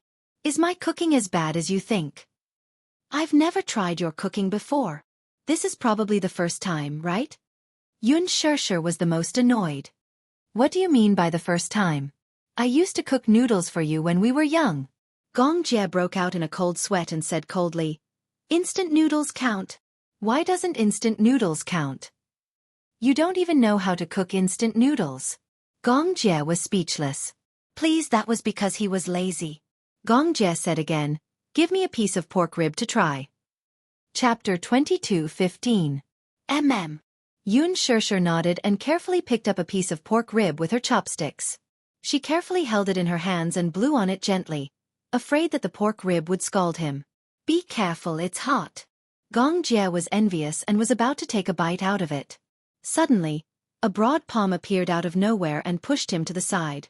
Before Yun Shishi could react, she saw a tall figure slowly approaching from the corner of her eye. Wuxia had entered the kitchen and pushed Gong Jie aside. He calmly held Yun Shishi's wrist and naturally put the pork rib into his mouth. Yun Shishi's lips twitched. Gong Jie came back to his senses and looked up. He saw Wuxia holding Yun Shishi's shoulders. His mouth was moving as he looked at him warily. When did he come in? Recalling the push just now, it must have been this fellow. Wuxia saw Gong Jie enter the kitchen and quickly followed him. When he reached the entrance of the kitchen, he saw a certain man openly holding his woman's waist and leaning his head on her shoulders. Although this man was his legitimate brother-in-law, he found this scene extremely annoying no matter how he looked at it. Hence, just when Yun Shishi was about to feed him the pork rib, Wuxia walked over and pushed Gong Jie away. He leaned forward and pulled Yun Shishi into his arms as if declaring his sovereignty. When Gong Jie saw this, he narrowed his eyes slightly and snorted coldly. Brother-in-law, what are you doing? Wuxia said righteously, I'm here to help. Help? Who would believe that? He obviously didn't want to see him being too intimate with his sister. Gong Jie gritted his teeth. This was the reason why he didn't want his sister to get married. Out of nowhere, another man appeared in his sister's world and fought with him for his sister's love. More importantly, this fight was perfectly justified. He had no room to refute. Gong Jie felt particularly unbalanced. He glanced at Wuxia, only to see him sizing him up as if he was looking at an invader. The two men glared at each other like tigers eyeing their prey. In the air, electric currents couldn't help but collide. Like electric sparks, they faced off in an invisible confrontation. Yun Shishi broke out in a cold sweat. She picked up 2 pieces of pork ribs with her chopsticks and stuffed them into each of their mouths. Then she pushed the 2 of them out. "Go back to your seats and sit down. Don't get in the way here. Madam. Sister." Bang! The kitchen door slammed shut. The 2 men were given the cold shoulder at the same time. They resentfully turned their faces and looked at each other in disgust. Yu and Xianxia sat at the side, the corners of their lips twitching. Then they looked at each other and gave each other a look. The 2 little fellows walked over, and each of them hooked their arms around a man's arm. Xianxia hooked her arm around Wuxia's arm and pushed him back to the table. She urged, "Daddy, stop messing around. You're going to be a burden if you go to the kitchen to help. Be good and sit down." Yu pulled Xianxia to sit opposite Wuxia and reminded him, "Uncle, be good and sit down. Dinner will be served soon." With that, the 2 little fellows hooked their arms around each other's shoulders and went into the kitchen to help. Chapter 22:16. Yu and Xianxia served a sumptuous spread of delicacies to the table. "Let's eat." The table was filled with laughter. Unforgettable poured wine for Xianxia and Jianghu. As for the mother-daughter pair, they behaved themselves and ate in silence. Xianxia was the tactful one. Occasionally, she would chime in with a few pleasing words and quickly immerse herself in the joyous atmosphere. Halfway through the drinking session, Xianxia and Wuxia started a fight. The 2 men sat opposite each other and downed an entire bottle of white wine. Of course, Xianxia was the first to start the fight. He first poured half a glass of white wine and raised a brow in Wuxia's direction. Then, he raised his wrist and offered a toast. That look was undoubtedly a blatant provocation. There was no reason for Wuxia not to accept his brother's toast. After all, he was the older one. Besides, how could he have stage fright when his brother-in-law offered a toast? Thus, the 2 men drank 1 glass after another and downed more than 2 caddies of white wine. The rest of the group was stunned by the sight. What was even more shocking was that the 2 did not show any signs of drunkenness even after downing 2 liters of wine. If it were Xianxia and Jianghu, they would have long been so drunk that they would have collapsed on the table and lost consciousness by now. These 2 men, on the other hand, downed more than 2 caddies of white wine. 2 bottles of white wine were almost empty, and only then did Xianxia and Wuxia seem to be in the mood to drink. What a joke! Xianxia's alcohol tolerance over the years was not for nothing. He still remembered that time when he was trapped in a war zone with a group of mercenaries from Russia. Along the way, when he was tired or sleepy, he would drink some vodka to perk himself up. Those Russians were especially ruthless. Sometimes, when they ran out of vodka, they would go to the medical team to get some medical alcohol, mix it with water, and gulp it down. After many years of training, his alcohol tolerance was quite impressive. What about Wuxia? Naturally, he would not admit defeat. He had experienced many such situations since he was young, whether it was a dinner party or a drinking party. When he was very young, he started drinking alcohol. His alcohol tolerance was trained since he was young. First, he drank red wine. Slowly, he moved on to white wine, vodka, and many other strong liquors. Therefore, when he and Xianxia were placed together, their alcohol tolerance was about the same. Neither of them was giving way to the other. Yu watched from the side with a guilty conscience. These 2 guys didn't drink in small sips. They either didn't drink or drank it all in one go. Wasn't this combat power too terrifying? Could it be that this white wine was mixed with water? With this question in mind, Yu curiously picked up the wine glass when Wuxia wasn't paying attention. She licked the white wine with her little tongue. She had only touched a drop when she suddenly choked on it. It was so spicy that she rolled her eyes and clicked her tongue for a long time. Her face instantly turned red from the spiciness. Ha ha ha. Xianxia was amused and deliberately teased her. Yu, does the wine taste good? Jianghu could not help but laugh. You're so young, yet you want to learn how to drink like an adult. You're really promising. It suddenly started snowing outside the window. The snowfall was a little sudden and rushed. In just a short while, a thin layer of snow had accumulated on the ground, trees, and roof. In just a short while, the snow had become much thicker. Chapter 22:17. As they walked past, they left a trail of footprints of varying depths. Xianxia Walk was a retro castle-designed villa and bungalow. After the snow fell, it felt like a fairy tale world. Xiao Yichen pointed out the window excitedly and exclaimed, "Wow! It's snowing! It's snowing! We can have a snowball fight later." Yu Yu pretended to be reserved and ate quietly. Xiao Yichen suddenly tugged at his sleeve and encouraged him. "Yu Yu, let's play in the snow." "Humph, I don't want to play such a childish game with you," Yu Yu said proudly. However, even though he said that, he ate faster. Only God knew how much he looked forward to having a snowball fight. In the past, when it snowed in winter, Xianxia would not allow him to go out and play in the snow. After all, his body was weak. If he went out to play in the snow, he would catch a cold and catch a cold. With little Munchkin's physique, it would take at least half a month for him to recover. Moreover, it was boring to play in the snow alone. Even so, when it snowed, the little guy was still very excited. Hence, Yu Yu would sneak out behind Xianxia's back. Even if he hid in a corner and built a small snowman, he would still be satisfied. After the reunion dinner, Yu Yu and Xiao Yichen pestered Xianxia to build a snowman outside the house. Dragging Xianxia along was not enough. Yu Yu insisted on bringing Wuxia along to have a snowball fight. Wuxia was silent. He sized up the two little guys who were eyeing him covetously. Who was the one who said not to play such a childish game like a snowball fight? Sensing Wuxia's teasing and playful gaze, Yu Yu, who had just put on his gloves and hat, glanced at him. Then he blushed and cleared his throat. In a serious tone he said, "Xiao Yichen wants to play. I'm just accompanying him." This seemingly perfect excuse was met with disdain from Xianxia and Xiao Yichen. Xiao Yichen said in disdain, "Yu Yu, I think you want to have a snowball fight too.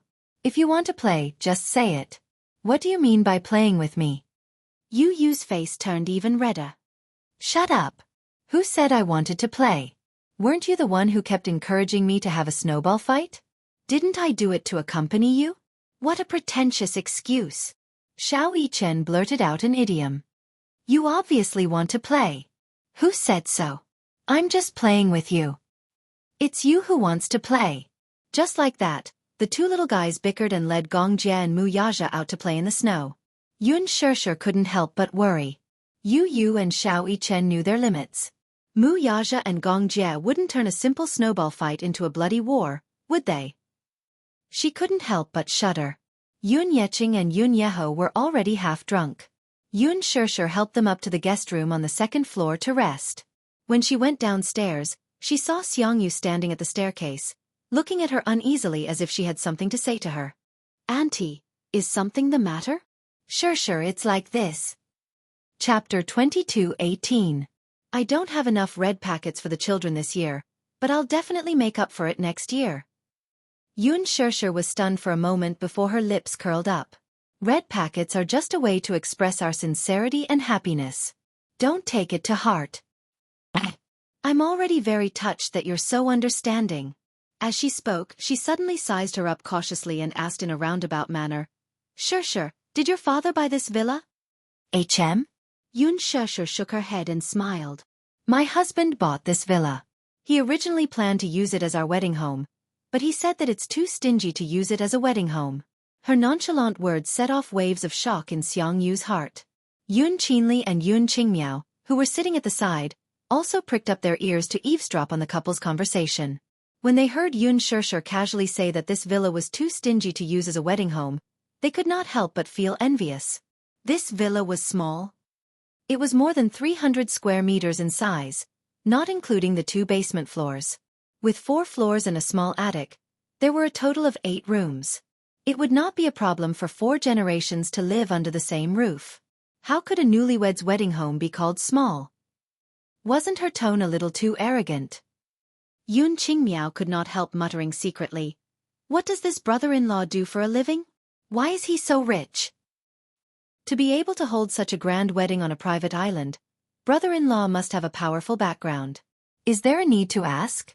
With so much money, this villa is nothing to him. Things that are valuable to us are as light as a feather in his eyes, said Yun Qinli.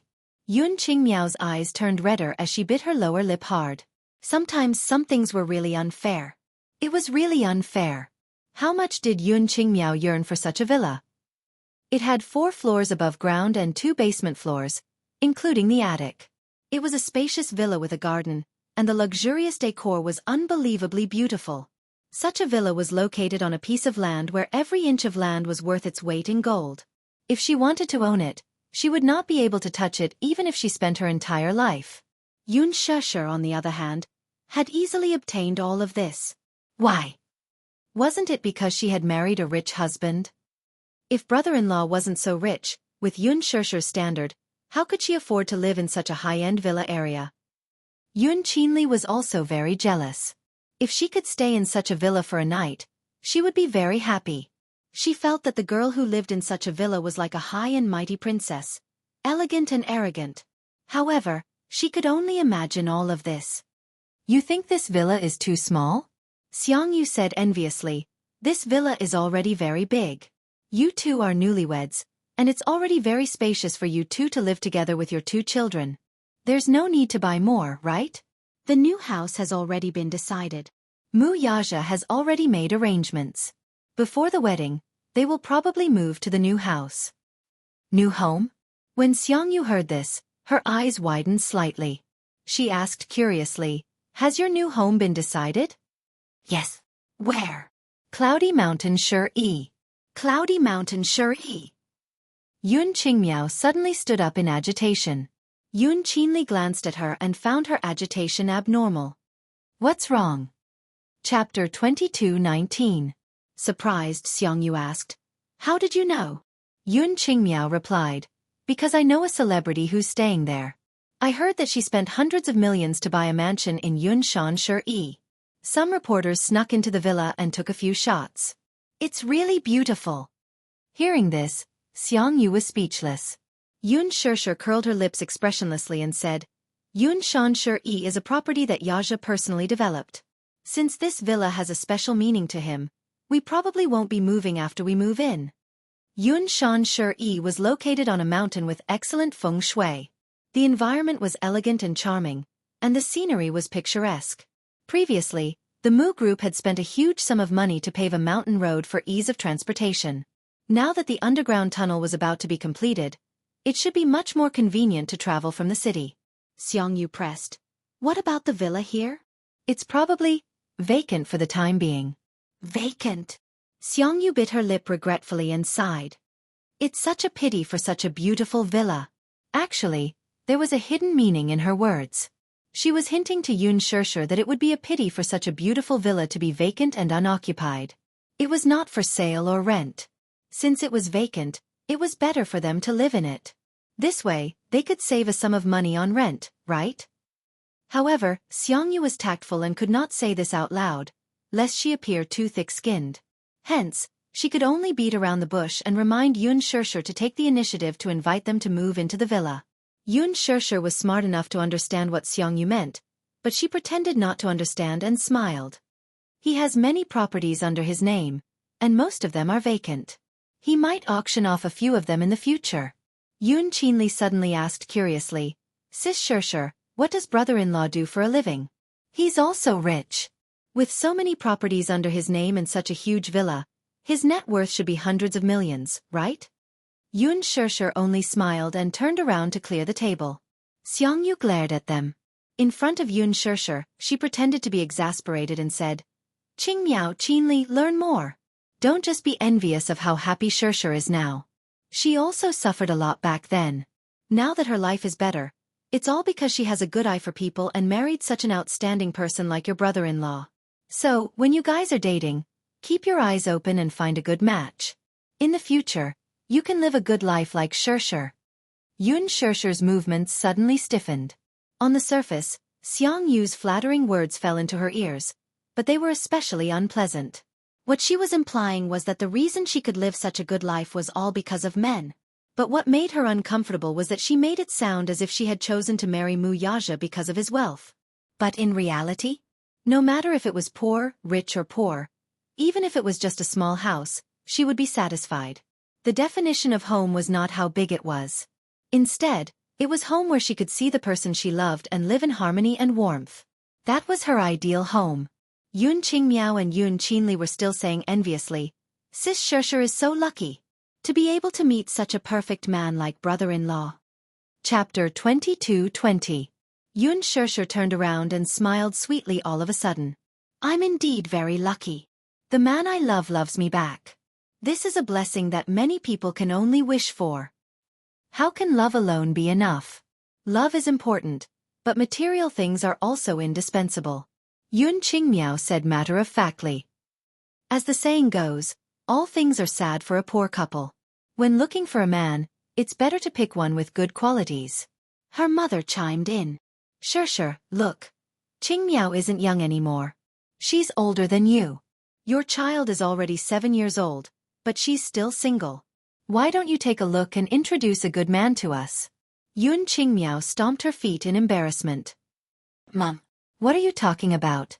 Despite her coquettish expression, she was actually looking forward to it. Putting everything else aside, just any one of Mu Yaja's circle of friends was a suitable candidate. If she could hook up with a man of noble status like Mu Yaja, she would not have to worry about food and clothing for the rest of her life. She would be able to live a life of luxury just like Yun Shusher. Yun Qingmiao's plan was shrewd and ruthless. Yun Shusher, however, merely smiled and said, It's not difficult to find a man with good qualities. Yaja's friends are all very outstanding. That's pretty good, her mother said excitedly. Shusher, you have to help us. It'll be even better if you can matchmake him and introduce him. The point is. Yun Shusher suddenly hesitated. The point is? Yun Qingmiao and Xianxia stared at her nervously. Yun Shusher said venomously, The point is that even if you like him, he might not like you. Yun Qingmiao was dealt a heavy blow. Her face turned ashen as she clenched her fists tightly and bit her lip indignantly. Xianxia asked awkwardly, Shusher, how can you say that? Yun Shusher raised her eyebrows but did not think much of it. She said, He doesn't like just any woman. First of all, she has to be good-looking, have big breasts, and have a perky butt. Second of all, she has to be cultured, have a high education, have a good family background, and have a good upbringing. Third of all, she has to be able to throw herself at him. Otherwise, why would someone as outstanding as him take a fancy to you? Xianxia was speechless for a while. Her face turned red because of Yun Shusher's words. She wanted to refute, but Yun Shusher continued, It's not wishful thinking to have an excellent partner. However, if he wasn't outstanding enough and had such high standards, he had to be handsome, come from a good family, and be rich and powerful. Would such an outstanding man lack fans by his side? Could it be that he couldn't do it? This was not a fairy tale. Even if Cinderella married the prince in the end, it was because she was beautiful enough, gentle, and kind enough. Instead of racking her brains to climb up the social ladder, it's better to think about how to become an outstanding lady. With that, she smiled elegantly and enunciated each word clearly. Qingmiao, don't be envious of anyone. Happiness doesn't come from nowhere. You have to fight for it yourself. With that, Yun Shusher slowly brought the bowls and chopsticks into the kitchen. Yun Qingmiao tried her best to maintain her composure, but her anger could not be quelled. Her chest heaved up and down. After a moment of silence, she lowered her voice and said, Ridiculous! You married a rich man, yet you don't allow others to have such thoughts. Chapter 22-21. Yun Qingmiao, who was already upset, was instigated by Yun Qinli's words. With nowhere to vent her anger, she could not help raising her voice. Humph! Didn't she say that women should be independent? What about me, though? Didn't I rely on my brother-in-law to live such a good life? Would she be able to live in such a beautiful villa on her own? Can I have so many beautiful clothes to wear? Don't you rely on your man? Why are you indirectly mocking me for wanting to marry into a good family? Am I not worthy of marrying into a rich family? In the kitchen, Yun Shusher frowned when she vaguely heard Yun Qingmiao's disgruntled mutterings. The biggest conflict between women was jealousy. She was not angry at all, though. The only reason others were jealous of her was that she was outstanding and lucky enough. Moreover, Yun Qingmiao was right. Mu Yaja had indeed sacrificed a lot for her. Everything she had, including Yu, was a blessing bestowed upon her by this man. She was grateful and cherished it from the bottom of her heart. Perhaps in the past, she felt a little ashamed of her inferiority when she stood in front of him. She worked hard to become more outstanding so that she could be worthy of him. However, that was only because of her pride. Now she did not think so much. She believed that women should be independent, But that was before Wuxia existed. God created men and women, and there was no such thing as equality between men and women. Men had more innate advantages over women, be it in strength, ability, or responsibility. Women, on the other hand, were gentler and more delicate than men. The two were interdependent in the first place. Women should be independent, but if a man was outstanding and responsible enough, it was better for them to rely on and trust him with peace of mind. Women yearned for such reliance. Men, on the other hand, relied on such reliance. She smiled nonchalantly and turned on the tap to wash the dishes. Yun Qingmiao heard the sound of running water coming from the kitchen, and her emotions became more complicated. She clenched her fists tightly and pursed her lips in grievance. Her mother said, "What do you know? This is called a sense of superiority. Xiangshia's life is better now. She married a good husband, entered a rich family, and has a pair of adorable Xiao Bao. This is a classic example of a mother relying on her children to rise in status, but I think she won't be able to enjoy such blessings for long. She's no different from those nouveau riches when she's so arrogant. Isn't she just a little lucky?" Yun Qinli added, "Poor us, we can only be envious. Mom, look. We're here to be bullied. She may seem low-key on the surface, but isn't she just flaunt in disguise? She's just saying that to show us how outstanding she is." Her mother Qinli. "Okay, don't let her hear you." Yun Qingmiao grumbled unhappily. "That's how it is." Qinli didn't say anything wrong. She even said something like, "Why would someone so outstanding like you? Why don't you take a look at yourself? Brother-in-law is so outstanding. Why would he like her?" "Because she's Yun Xiaxia." Wuxia's cold voice was suddenly heard from the door. The mother-daughter trio jerked their heads up in shock, only to see Wuxia at the door. Chapter 22:22. Originally, the door was left ajar and was not closed at all. The two lads were having fun playing in the snow outside. Now that the snow was getting heavier, Gong Jie teamed up with the two lads to have a snowball fight. In the end, they were beaten by Xiao Chen, whose fighting prowess was off the charts. Wuxia originally did not want to participate, but Yu coquettishly asked him to join in the fun. He and Wuxia would be on the same team, while Xiao Chen and Gong Jie would be on the same team. Gong Jie was satisfied with that and encouraged him to join in as well. Wuxia simply decided to come back to get a pair of gloves and join the battlefield. However, just as he reached the door, he heard the trio's discussion. His hearing was very sharp, so he immediately heard Yun Qingmiao's jealous mutterings. Thus, he stood at the door and coldly sized them up. He did not hide his disgust at all. The trio saw him standing at the door as if he had heard all their complaints about Yun Xiaxia. For a moment, they felt extremely embarrassed. Yun Qingmiao, in particular, stood up nervously and looked at him in trepidation. She shrunk her shoulders and blushed. "Brother-in-law. When did you come in?" She shrunk behind Xianghu's back, obviously feeling very guilty. She did not know how much of her words had been heard by this man, so she felt guilty. Wuxia coldly pursed his thin lips and then slowly took a few steps toward them. When he was about 3 to 4 meters away from them, he stopped and slowly walked out. "I don't like anyone talking about my wife behind her back, even if it's someone close to her.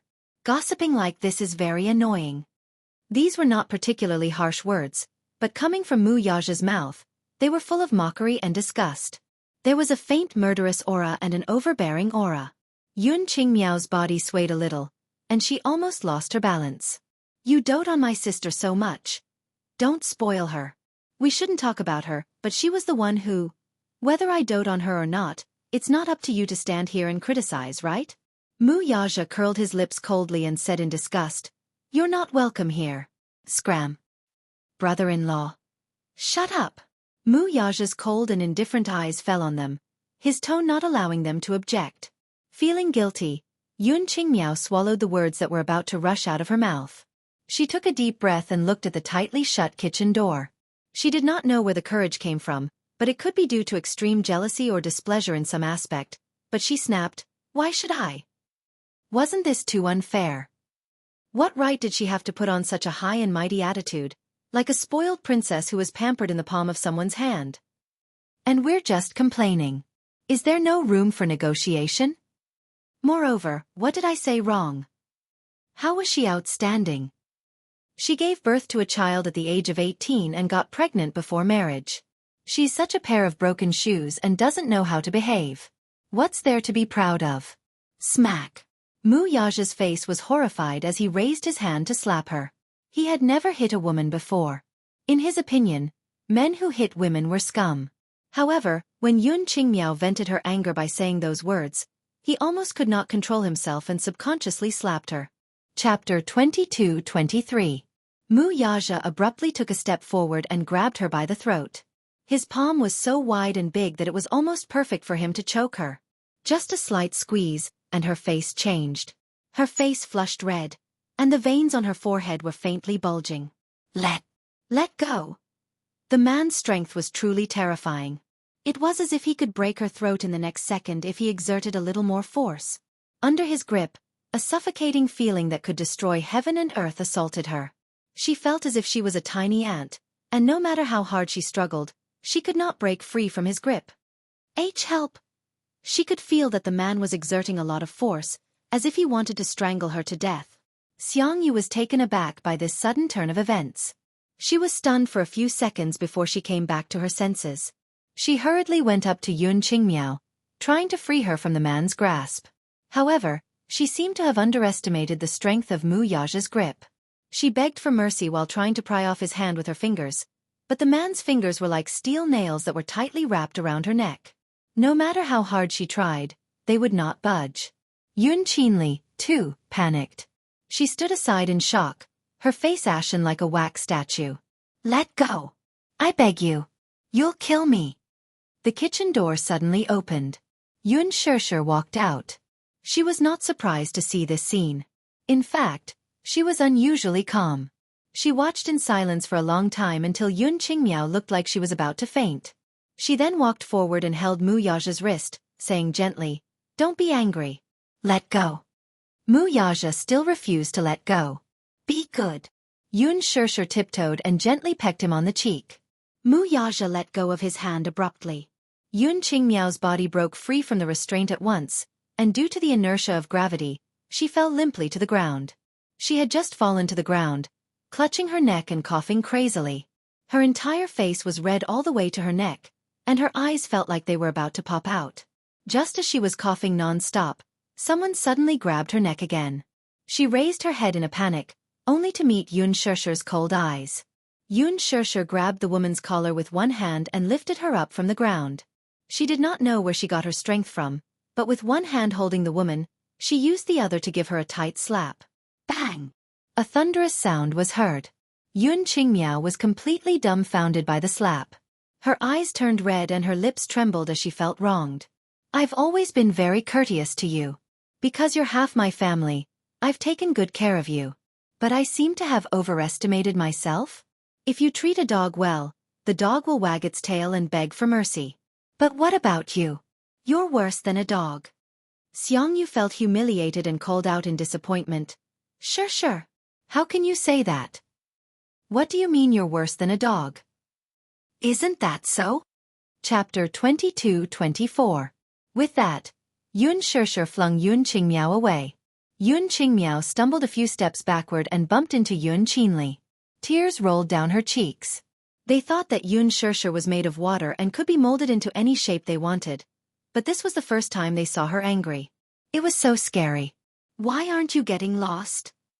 Yun Shishir reminded her coldly. Yun Qingmiao's shoulders heaved a few times. In a fit of anger, she picked up her bag and ran out of the door. "Qingmiao!" Xianxia chased after her and shouted. She exchanged glances with Yun Qinli before carefully sizing up Mu Yaja. Feeling awkward, she could not care less and chased after her with Yun Qinli. "Stop right there." Xianxia stopped abruptly and turned around. Yun Shishir said expressionlessly, "I'm warning you, don't harass my family in the future, including Uncle Yeho. Also, keep your mouth shut when it comes to my matters. Otherwise, I won't be so nice." The house quieted down at once. Just as Yun Shishir turned around, the man grabbed her arm and pulled her into his embrace. "Little thing, why are you so fierce all of a sudden?" Mu Yaja was in a good mood as he ravaged her little face lovingly. When she flared up earlier, he unexpectedly found her adorable. It was rare to see her lose control like this. She was probably angry. Xianxia, as if coaxing a child, Wuxia gently stroked her hair and coaxed her. Don't be angry anymore. Be good. Xianxia broke out in a cold sweat and pushed him away abruptly. Hey, are you coaxing me like I'm a puppy? Yu suddenly ran into the house and stood at the door. She asked suspiciously, Mommy, what happened just now? I saw the old witch and two little witches leave in a huff. Suddenly thinking of something, Yu's face darkened. She asked suspiciously, Did those three bad people bully Mommy? Xianxia's lips twitched. Feeling that the father and son were spoiling her like a child, she pushed Wuxia toward the door. All right. The bad people have been chased away by Mommy. Be good and go have a snowball fight. Mommy, Yu suddenly looked at her father sympathetically and said kindly, If you want to have a snowball fight, at least give Daddy a pair of gloves, right? Xianxia's faces she stuck out her tongue. Mommy's right hand. She ran to the cloakroom and took out a pair of gloves. She walked out and put them on for him as she urged. All right, go now. Mommy's afraid of the cold, so I won't play with you. Daddy will play with you. With that, Xianxia added, We'll come back to make dumplings together later. Yu glanced at Xianxia's nonchalant expression and felt reassured. She stuck her tongue out and said, All right, Mommy will prepare the filling for the dumplings first. We'll make dumplings together later. With that, he held Wuxia's hand impatiently and ran out of the house. Xianxia returned to the kitchen and put the clean dishes into the dishwasher. She took off her apron and walked to the balcony. Leaning against the window, she silently looked out at the courtyard. From her angle she could observe the battle. Chapter 22-25. In the courtyard, the four of them were divided into two teams. Yu and Wuxia were in one team, while Xianxia and Xianxia were in the other team. However, no matter how one looked at it, Xianxia's team was more powerful.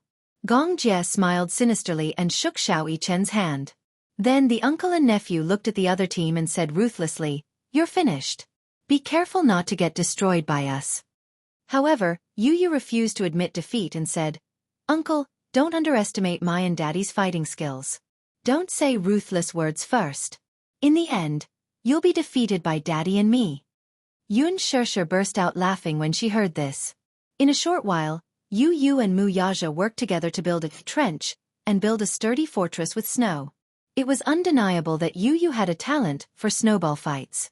When he was building the fortress, he even knew that snow alone was not sturdy enough. Hence, he found some discarded bricks from somewhere and built a small fortress. Then he covered it with snow. Wuxia's eyes were wide open as he watched from the side.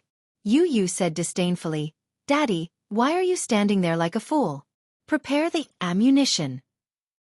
Wuxia scoffed at his father's disdain. Then, he squatted at the side and quietly prepared the ammunition.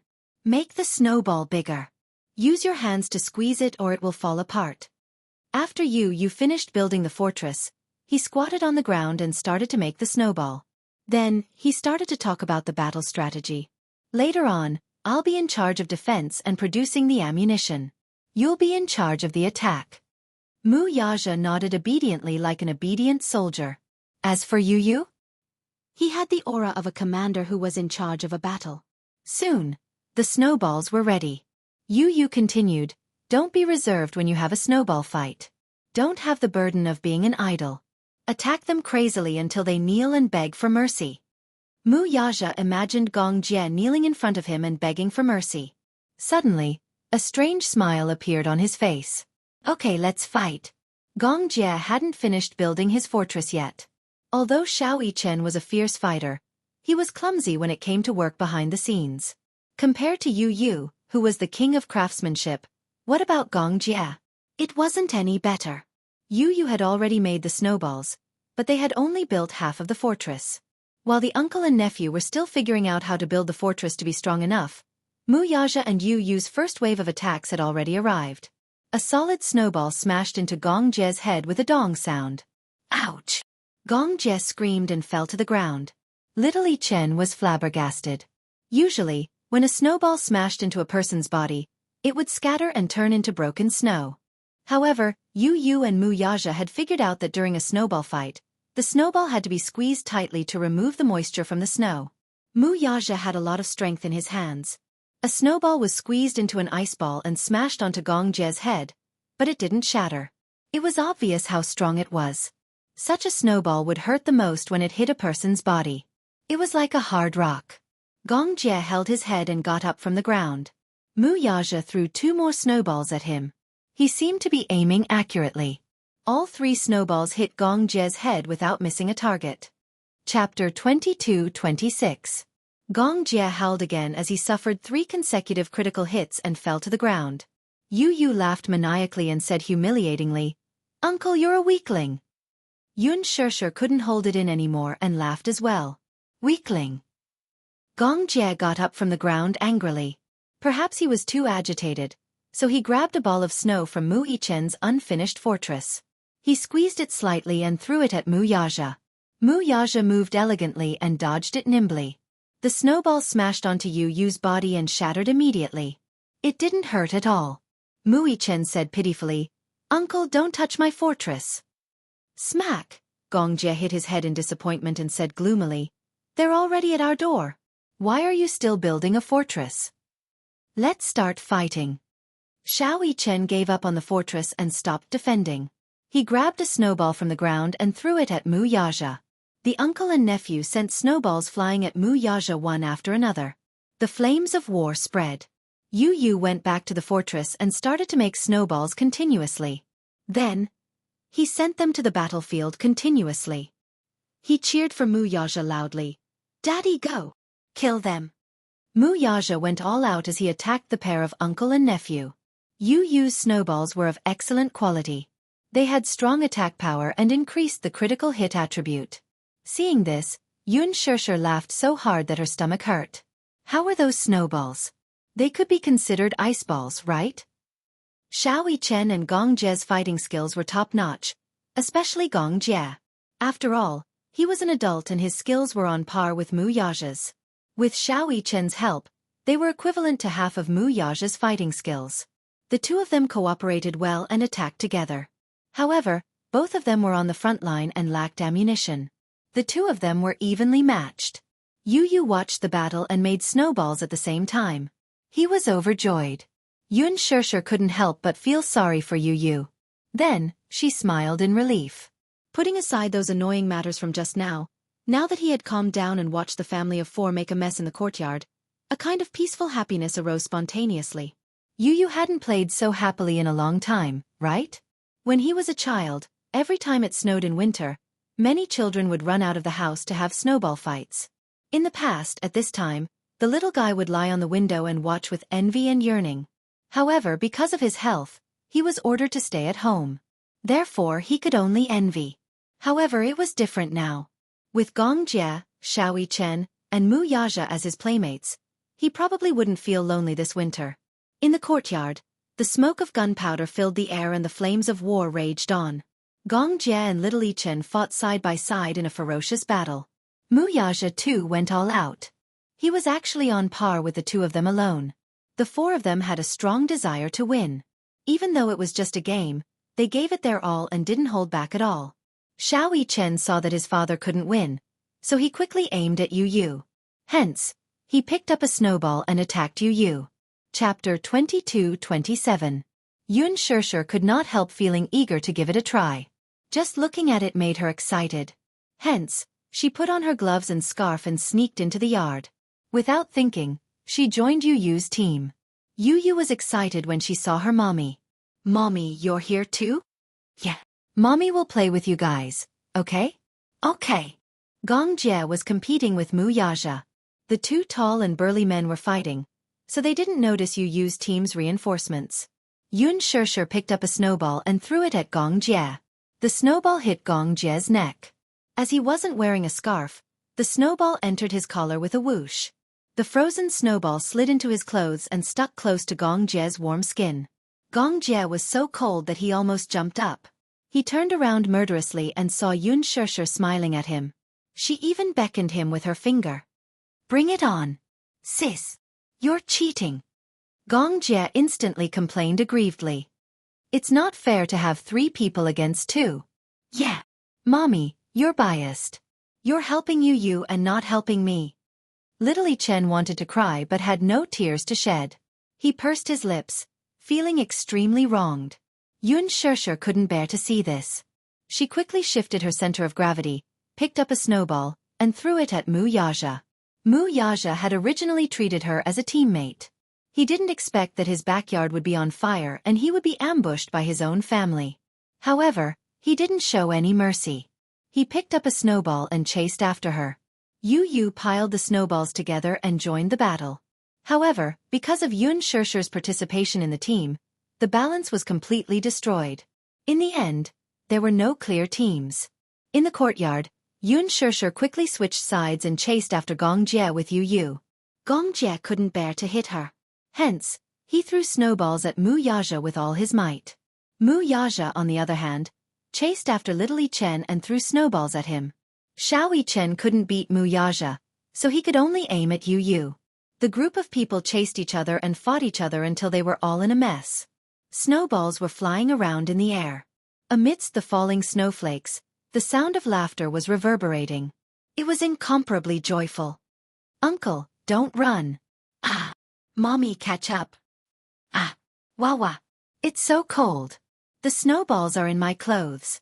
As Xianxia ran, he suddenly tripped over the snowballs that Yu had piled up. He fell face first onto the ground.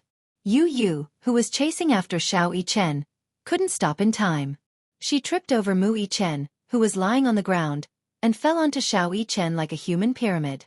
Xianxia instantly felt a weight on his body. He sank deeper into the thick snow. Xianxia laughed out loud when she saw this. Just as she laughed, Xianxia threw a snowball at her. It flew directly into her wide-open mouth. Xianxia ate a mouthful of snow. Wuxia was furious when he saw this. How dare you bully my wife? He squatted down and quickly picked up 4 snowballs. Then, he threw them at Xianxia's face. Xianxia couldn't dodge in time. He was hit squarely and fell to the ground. Xianxia saw a good opportunity. She picked up a snowball and threw it at Xianxia, who was lying on the ground. Wah! Stop hitting me! Xianxia begged for mercy. Chapter 22-28. However, how could Xianxia let him off the hook? She picked up a snowball and threw it at him. Even Wuxia couldn't stand it anymore. A snowball flew toward her. This time, it was Xianxia's turn to be on fire. She glared at Wuxia angrily. Then the couple started fighting. Wuxia couldn't bear to be ruthless to her. He didn't dare to retaliate and ran away from her attacks. Xianxia clapped and cheered when he saw that someone had finally stepped forward to teach his arrogant daddy a lesson. Xianxia quickly got up from the ground and joined forces with Xianxia. They picked up a snowball and chased after Wuxia while throwing it at him. The pitiful Wuxia was attacked by the 3 of them at the same time. Yu got up and looked at the scene. He shook his head and sighed. His heart ached as he said, "Daddy is so pitiful." As soon as he finished speaking, he picked up a snowball and joined Xianxia in attacking Wuxia. This time, Wuxia's backyard was on fire. He was chased by the 4 of them. In the end, Wuxia didn't even have time to make a snowball. He grabbed the snow on the ground and attacked the 4 of them. However, he wasn't a god. No matter how powerful he was, he couldn't withstand the attacks of the 4 of them. Furthermore, the team had Xianxia and Little Chen, who were highly skilled fighters. Soon, he was defeated and fell to the ground under the 4 men's attacks. Ha! Xianxia felt that he had vented his anger and clapped his hands. Wuxia stood up gloomily. Xianxia rushed forward and wiped his face with a snowball. Ha! After the snowball fight, the 5 of them returned to the house. Xianxia complained that his hands were cold and wanted to quickly get a basin of hot water to soak his hands. Xianxia immediately stopped her. You can't soak in hot water. If you soak in hot water after the snow is removed, you'll easily get frostbite. But my hand is a little cold, Xianxia said pitifully. Xianxia squatted down in front of him and held his hand gently. She carefully rubbed his little hand and blew on it before rubbing it again.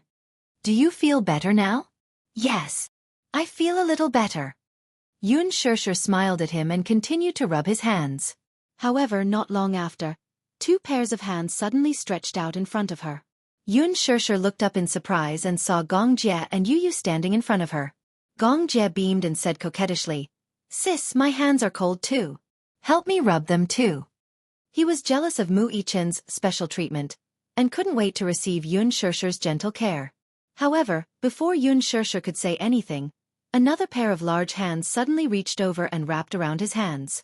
Gong Jie's lips twitched violently. He turned around expressionlessly and saw Mu Yaja coldly grabbing his hands and rubbing them. "I'll rub them for you." "I don't want to." Gong Jie resentfully withdrew his hands with a look of disdain. "Ha ha ha, Uncle despises Daddy." Yu Yu laughed. After resting for a while, Yun Shirshir brought the dumpling fillings and wrappers to the table and called out, "Let's make dumplings together." The highlight of New Year's Eve was the family sitting together and making dumplings together. Gong Jie and Mu Yaja also sat down and made dumplings together. However, the two men had never done any household chores and rarely had the chance to cook. How could they know how to make dumplings? They held up the dumpling wrappers and looked confused. Chapter 22-29. "Daddy, I'll teach you." Yu Yu spread open the dumpling wrapper and used her chopsticks to spread the filling in the center. Soon, a dumpling was formed. "Mommy, why must we eat dumplings during the New Year?" Yun Shirshir explained, "This is called New Year's dumplings. Dumplings are like ingots and symbolize wealth. They are also round and symbolize family reunion. Moreover, the dumplings on New Year's Eve are filled with meat. The dumplings are full and symbolize prosperity, peace, and prosperity." Xiao Yichen nodded his head half-heartedly. "Oh, so there's such a saying." After Yun Shirshir taught Xiao Yichen step by step, she turned around and saw Gong Jie staring at the dumpling wrapper with a bitter look on his face. It was obvious that he knew nothing about making dumplings. Mu Yaja, on the other hand, had finished making the dumplings under Yu Yu's guidance. However, the first dumpling could only be considered as a half-finished product as there was too much water and the dumpling wrapper broke. Yu Yu said in disdain, "Daddy, you're so stupid." Mu Yaja was instantly dealt a blow and said in shame, "Daddy has been made dumplings before. My first time making dumplings, but they look good." Yu Yu did not give Mu Yaja a way out. Mu Yaja was thoroughly depressed. Yun Shirshir sat beside Gong Jie and taught him step by step. Under her guidance, Gong Jie actually managed to make the dumplings well. Before they knew it, it was already 6 p.m. Yun Yecheng walked downstairs and saw that the dumplings were already made on the table. Yun Shirshir and Yu Yu were busy in the kitchen. Mu Yaja was in charge of assisting, while Gong Jie and Xiao Yichen were watching TV in the living room. There would be a spring festival gala on New Year's Eve. Although it was not time yet, it was already being previewed and replayed last year's gala. What about Xianghu and the other two? Yun Yecheng realized that the mother-daughter pair was no longer around, but after giving it some thought, he guessed that the three of them were tactful enough to return home. At 7 o'clock in the evening, the reunion dinner was ready. Yun Shirshir stood at the door and looked around for a while. She waited bitterly for a long time, but there was still no sign of Hua Jin. Could it be that he had forgotten? She returned to the house in disappointment. Hua Jin took a taxi to Xiangti Walk. According to the address sent by Yun Shirshir, he found his way there. Standing at the door, through the floor-to-ceiling window, he could easily see the harmonious scene in the living room. The family of 6 sat around the table, laughing and chatting happily. It was a happy and harmonious atmosphere. He couldn't help but feel envious. Envy and yearning rose from the bottom of his heart. How many years had it been since he spent the new year with his family like this? As far as he knew, there was no concept of celebrating the new year. He was homeless to begin with, so such a scene could only be an extravagant wish for him. Hua Jin walked to the door and reached out to press the doorbell, but just as he reached out, he realized that he did not have the courage to press the doorbell. He furrowed his brows and retracted his hand guiltily. He blew on his hand and rubbed it gently. Outside the house, heavy snow was swirling in the air. The snow was getting heavier and heavier. It was as if countless cotton balls were floating in the air. Hua Jin was wearing a coat and a scarf. The fluttering snow landed on his body and face. Standing in the snow for a long time, even his eyelashes were lightly covered with a thin layer of snow. With just a gentle blink, the snow fell from his eyelashes and was blown away by the wind. Chapter 22-30. He yearned for it but didn't dare to step in, as he felt like a foreigner with nowhere to return home. Hua Jin slowly took a step back and returned to the courtyard. Through the French windows, he stood there quietly for a long time, silently looking at the harmonious scene in the house. While he was envious, he also felt that he shouldn't disturb such a warm moment. He probably wouldn't be welcomed, right? He didn't dare to imagine that when he walked in, those pairs of doubtful, repulsive or conflicted gazes would be directed at him. Just the thought of it made him feel exceptionally uneasy and helpless, so it made him feel awkward and even more nervous. At the same time that his heart was uneasy and timid, there was also a kind of loneliness. Would such a warm light be lit for him? Because of this flustered state of mind, he ultimately didn't have the courage to step in. Turning around, like a deserter, he actually wanted to quickly escape from this place.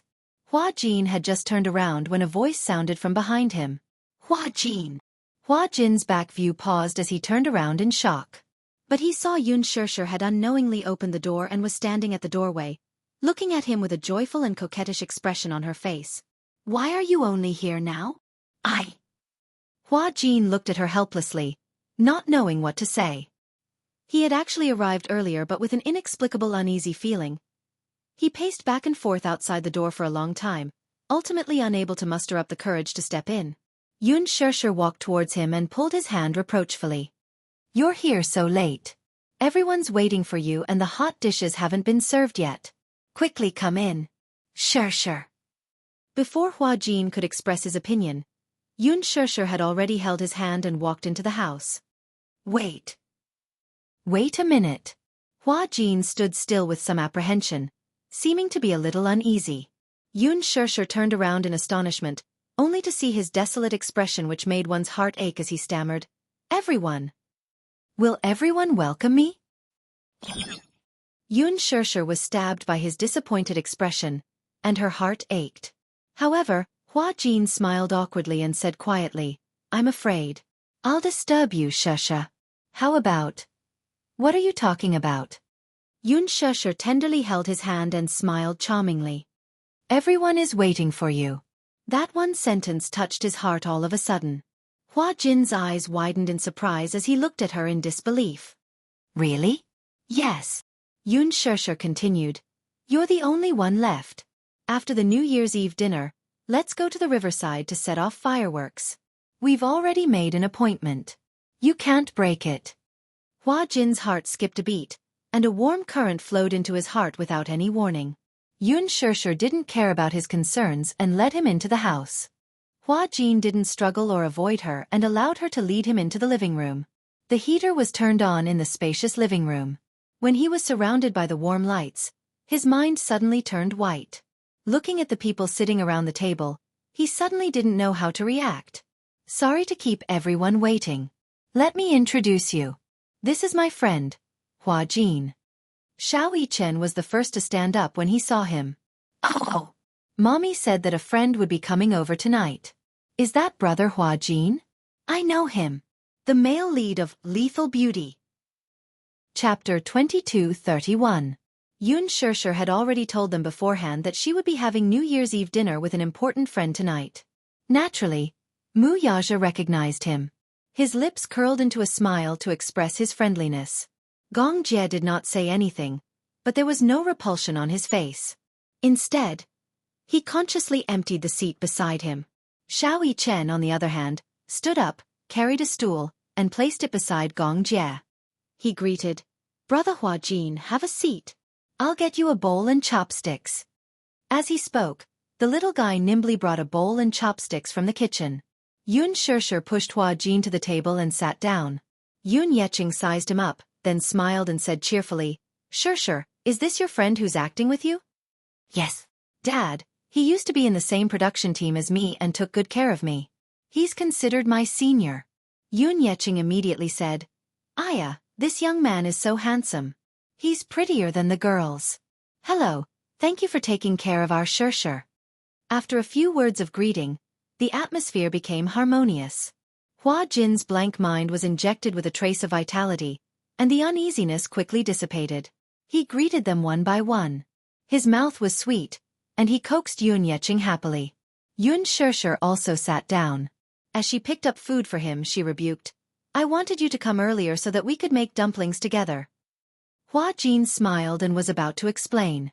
Mu Yaja suddenly turned to ask him, "Can you drink?" Hua Jin immediately replied reservedly, "Yes, I can drink a little." Mu Yaja immediately poured him a glass of dry red wine. Yun Shishi's eyes widened as she watched. She did not know whether to laugh or cry. "Hey, are you trying to get him drunk?" "He won't get drunk with this little bit of wine, right?" Mu Yaja said confidently. He said that he would drink a little, which means that he still has some strength left. Besides, it's not that easy to get drunk with red wine. Hua Jin added, Sure, I can hold my liquor. Don't worry." Yun Shi was relieved. Gong Jie suddenly complained, "Sister, why don't you care about me? Will brother-in-law make me drunk?" Yun Shi glanced at the white wine glass in Gong Jie's hand. She chuckled and asked, "Aren't you good at drinking?" "I've already drunk 2 glasses. Brother-in-law's alcohol tolerance is really not for show. I feel that if I continue drinking like this, I'll be ruined by him." Mu Yaja snorted coldly. He picked up the white wine bottle and filled Gong Jie's glass to the brim. "Gong Jie," Mu Yaja said gently, "brother-in-law, we're not going home until we're drunk tonight." Gong Jie immediately cried out in grievance, "Brother-in-law, you must be doing this on purpose. Are you trying to get me drunk and then leave me alone at home to set off fireworks without me?" This brat's brain is very bright. He had actually figured out his motive. Mu Yaja raised his eyebrows and seemed to be provoking him. "Don't get drunk if you dare." Gong Jie was speechless. His eyebrows twitched and he was instantly inspired. Humph. I'd like to see who will be the one to fall tonight." With that said, the 2 of them picked up their wine glasses and started drinking again. The table was full of chatter and laughter. Hua Jin stared at this scene in a daze, and a warm smile involuntarily appeared on his lips. In his memory, his thoughts seemed to have been spent in his father's drunkenness and violence. Every new year, every family was happy and harmonious. Chapter 22:32. Every New Year's Eve, his father's mood seemed to get worse. Every New Year's Eve, he would always come home drunk and drag him out of bed. Then, whether it was with a belt or a hanger, he would be beaten black and blue. B*****. B*****. Your mother is a B*****, and so is your son. Your mother harmed me, and now you're doing the same to me, aren't you? Are you feeling smug seeing me like this? Are you happy? I'll beat you to death. I'll beat you to death. You little B*****. His father's roar seemed to be echoing in his ears. That hideous and distorted face seemed to still be in his mind. Hua Jin came back to his senses from his memories. When he looked up, the long-lost warmth enveloped him once more. He suddenly smiled and raised his wrist. "Thank you for your hospitality. Let me toast everyone." Tonight, he was no longer as arrogant and domineering as he was on set. Instead, he was as humble and polite as a child, unbelievably well-behaved. Yun Shi thought to herself, this is probably how he was in the beginning. He's innocent and pure without a trace of pretense. After the New Year's Eve dinner, Gong Jie was already a little tipsy. But he was only a little tipsy. It turned out that Mu Yaja's alcohol tolerance was better than his father's. But what surprised everyone the most was Hua Jin's alcohol tolerance. He drank quite a lot and under Gong Jie's persuasion, drank a lot of alcohol for Gong Jie. He drank more than half a liter of white wine, but he had no reaction at all. Yun Shi was shocked. This guy's alcohol tolerance is so good. Mu Yaja also drank more than half a liter of white wine, but he still had no reaction. It was as if that liter of white wine was just plain water. After the New Year's Eve dinner, the family went to the riverside to set off fireworks. Yun Yeching, on the other hand, said that he would stay at home to take care of his brother. The weather outside was chilly. There was still some sunlight during the day, but at night, the wind was even colder. Yun Yeho's legs could not stand the cold and would often ache. Hence, he could not go out to set off fireworks, so Yun Yeching stayed at home to take care of him. Yun Shi did not insist. Hence, she drove the car full of people to the riverside. When the 6 of them arrived at the riverside, it was already 11:30 p.m. Many people had already come to the riverside. Many of them were preparing to set off fireworks, while some of them were just here to watch the fireworks. Every New Year's Eve, people would tacitly gather by the riverside because the city restricted fireworks and firecrackers. However, the control by the riverside was lax. Because it was near the riverside, there were no major hidden dangers and basically no one cared. Xianxia bought a lot of fireworks, including large artistic fireworks. Wuxia and Jianghu set up the fireworks and waited for the countdown to the new year to pass. They would set off the fireworks at midnight. However, before that, of course, he needed to do some warming up. There were also many small fireworks for viewing and playing. Xianxia, who had never set off fireworks on New Year's Eve, was so excited that he chased after Xianxia, shouting for fireworks. Xianxia gave him a firework stick. Xianxia held it in his hand, but he was confused and did not know how to light it. Yu muttered, "Idiot, haven't you set off a firework stick before?" "No, I haven't." Xianxia felt wronged. "This is my first time." Xianxia laughed and walked over to him. She stopped beside him and gently taught him. "Hold the end." "Yes, hold it like this. Don't point the end at yourself." "Okay."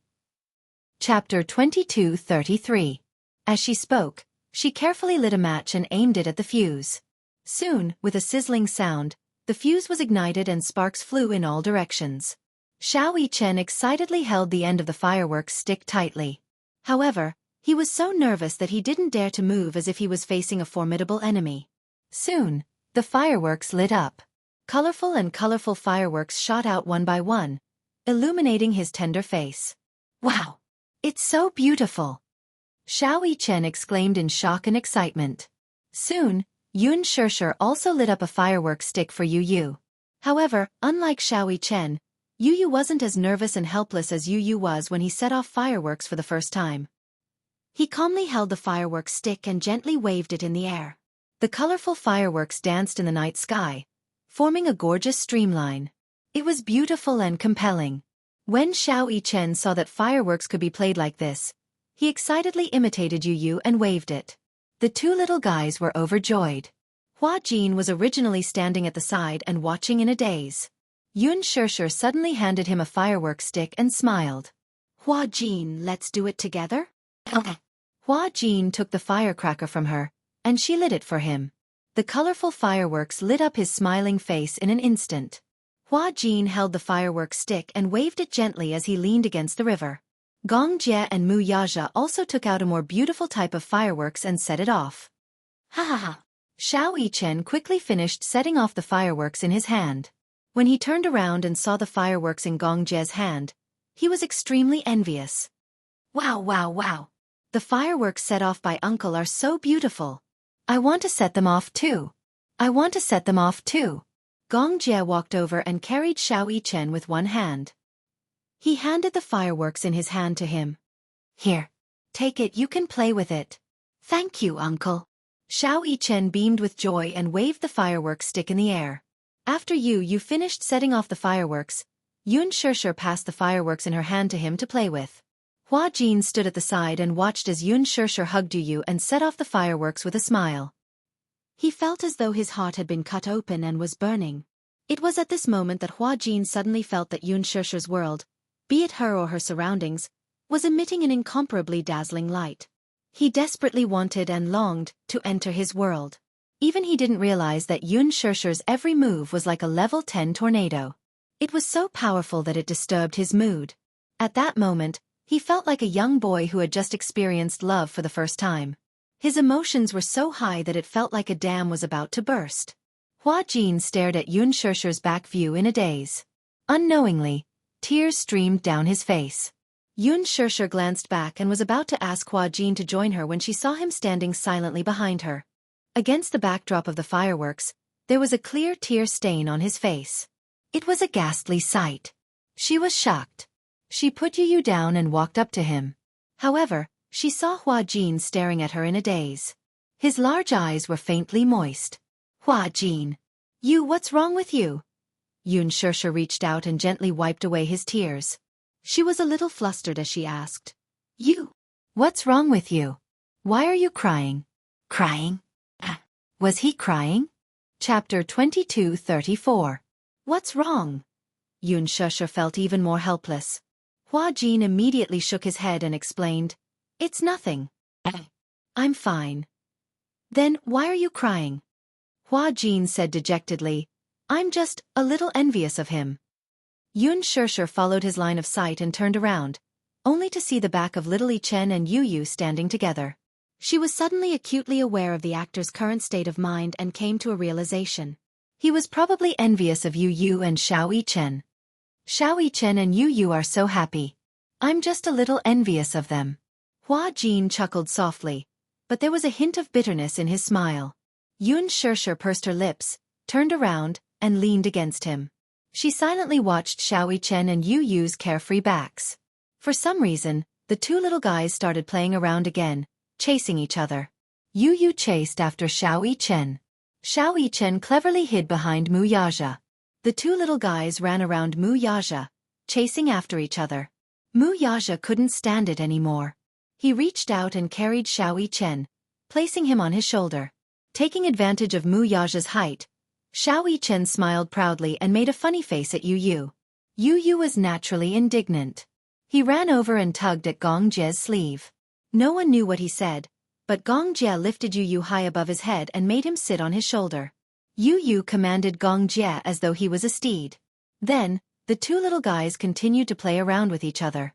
Xiao Yichen didn't hit Yu Yu too hard because he knew that he was strong. If he really hit Yu Yu, Yu Yu would definitely cry. Hence, he went easy on him. However, Yu Yu didn't show any mercy. He hit Xiao Yichen so hard that he cried out in pain. Gong Jie laughed heartily and encouraged Yu Yu to bully Xiao Yichen. Mu Yaja couldn't stand it anymore. Seeing that his eldest son didn't live up to his expectations, he lifted Xiao Yichen and ran away. Carrying Yu Yu, Gong Jie chased after them. The four of them, 2 adults and 2 children, were in an uproar. Yun Shishir immediately said, "Hey! Don't mess around. Be careful not to fall." Hua Jin was so amused that he laughed. Suddenly he said gently, "Shishir, do you know? I envy them for having such a gentle father and mother." Yun Shishir glanced at Hua Jin. Then, she silently looked at the messy scene. Suddenly, she laughed gently. If I were Hua Jin's mother, I would definitely dote on Hua Jin a lot. Hua Jin was stunned for a moment. He turned his head in surprise and looked at her. At that moment, Yun Shishir was staring at Mu Yaja and Gong Jie, as well as the backs of the 2 little guys chasing each other. Her gaze was unbelievably gentle. This was probably the radiance of motherhood. Looking at her own child, her eyes were filled with tenderness. This tenderness could melt even the coldest heart. All of a sudden, Yun Shishir heard Hua Jin's desolate and envious voice. "I also wish that I was Shishir's child. I also wish that I was Shishir's child." Yun Shishir's heart ached at these helpless and disappointed words. She turned her head and suddenly reached out to gently hold Hua Jin's hand, holding it tightly. "Hua Jin, in the future, celebrate Chinese New Year's Eve with us. Just like today, we'll make dumplings, have Chinese New Year's Eve dinner together, and set off fireworks together. Okay?" Chapter 22:35. Hua Jin's smile had a special kind of charm. There was a special kind of enchanting mist in his eyes. Usually, Yun Shishir rarely saw him show much sincerity in his smile. In front of the camera, he smiled modestly and hypocritically. On the surface, he looked like a humble teenager. However, when the camera turned, in the blink of an eye, the contempt and boredom in the corner of his eyes made that smile look especially ironic. In the crew, his smile became arrogant and insufferably arrogant, like a little demon king, like a rebellious child. Whether it was the director, the actors, or even the extras, he seemed to be deliberately angering them. He spoke ill of them until they were sad, and then he showed an expression of success. But immediately, another kind of indescribable sense of loss and loneliness would appear in his eyes.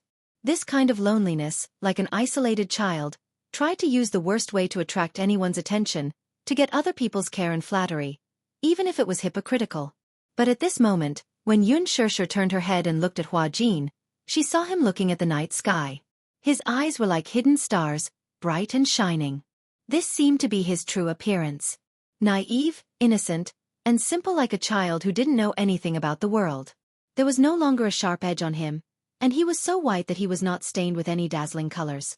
He said, "I also hope that I am Shishir's child." It sounded like a very normal thing to say. But from his tone, Xianxia could hear a bit of helplessness and yearning. This kind of helplessness and yearning made her heart ache inexplicably. She had never been a person who was overflowing with love. She hated those clichés and hypocrisy. But her love for Hua Jin, under Hua Jin's smiling gaze, the pain in her heart suddenly overflowed and overflowed. She couldn't help but hold his hand tightly. She just wanted to give him as much warmth as possible on such a cold night. A trace of insignificant warmth. Xianxia looked up at the sky. At this time, there were already people who couldn't hold back their excitement and lit up the fireworks in advance. She couldn't help but think of her childhood. She still remembered the first New Year she spent with the Yun family. She still remembered that Yun Yeqing had specially bought a lot of fireworks to set off that year. Some of them were very expensive, easily costing a few hundred yuan. There were even some big and beautiful ones that cost a few thousand yuan. Ordinary families would not bear to set them off. Usually, only those who were slightly wealthier would buy them. At that time, the Yun family was still very wealthy, and Yun Yeqing's career was at its peak. Hence, the fireworks he bought were the most beautiful ones. The New Year's Eve of more than 10 years ago was not like it was now. The streets and alleys were brimming with a strong festive atmosphere.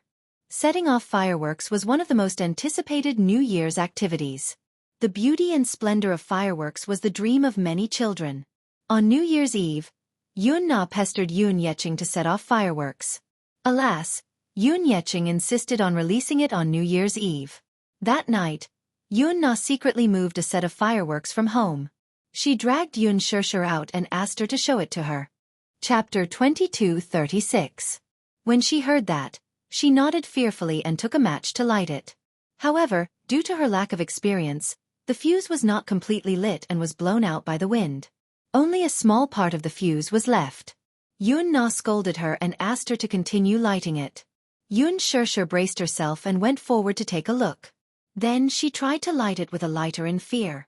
However, the fireworks that suddenly shot up into the sky almost blew up her eyes. Because of this, it left a huge shadow in her heart. Since then, she only dared to set off simple fireworks, such as firework sticks and sparks. Thinking of this, Xianxia could not help but laugh. She suddenly asked, Hua Jin, did you set off fireworks when you were young? Yeah, I did. Hua Jin nodded and then said, however, I rarely had the chance to go out to play during the New Year. Most of the time, I could only lie on the balcony and watch other people set off fireworks. I'm still a little traumatized by fireworks. What's wrong? Because when I set off fireworks when I was young, it almost blew up my eyes. Xianxia paused and suddenly said half-jokingly, so from then on, I didn't dare to set off large fireworks because I was afraid that it would blow up my eyes.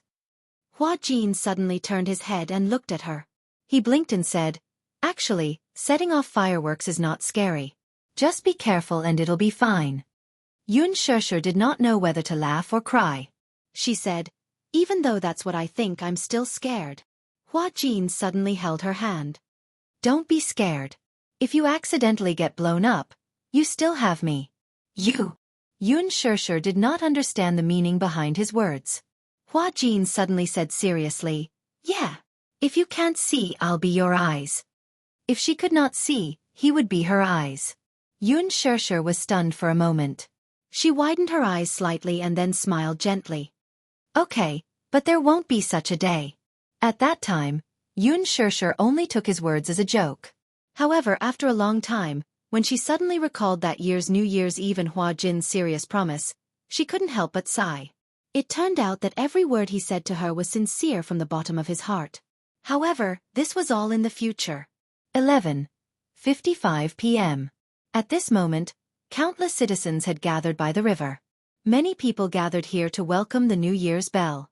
Some brought the elderly and children with them in high spirits. Some brought young and loving couples. Their only purpose was to welcome the gorgeous fireworks at the moment the New Year's bell rang. Gong Jie raised his wrist and looked at his watch. As the countdown approached, his handsome face showed a bit of excitement and expectation. Sis. It's almost 12. When Xiao Chen and Yu Yu heard this, they looked at each other and smiled. Both of them were jumping up and down excitedly. Xianxia smiled and said, who's going to be in charge of lighting the fireworks later? I rarely light fireworks, so I don't know much about it. Just as Gong Jie finished speaking, Xiao Yichen raised his hand enthusiastically. I'll do it. I'll light it. However, Yu said softly, Hey, it's too dangerous. You're so clumsy. Be careful not to get hurt by the explosion. This reminder was a form of concern in disguise. Chapter 22:37. It was just fireworks. He was not afraid of that. In fact, he was looking forward to lighting the fireworks himself. That was because lighting the fireworks himself and sending them into the night sky would give him a great sense of accomplishment. Moreover, it was just fireworks. He had even played with rocket launchers before, so to him, fireworks were nothing more than an interesting toy. It was not a problem at all. Yu raised his eyebrows and suddenly realized that Mu Yichen was not comparable to those ordinary kids. He had seen his abilities and knew that he was crazy. Lighting fireworks was nothing to him. All right, you're in charge of lighting the fireworks.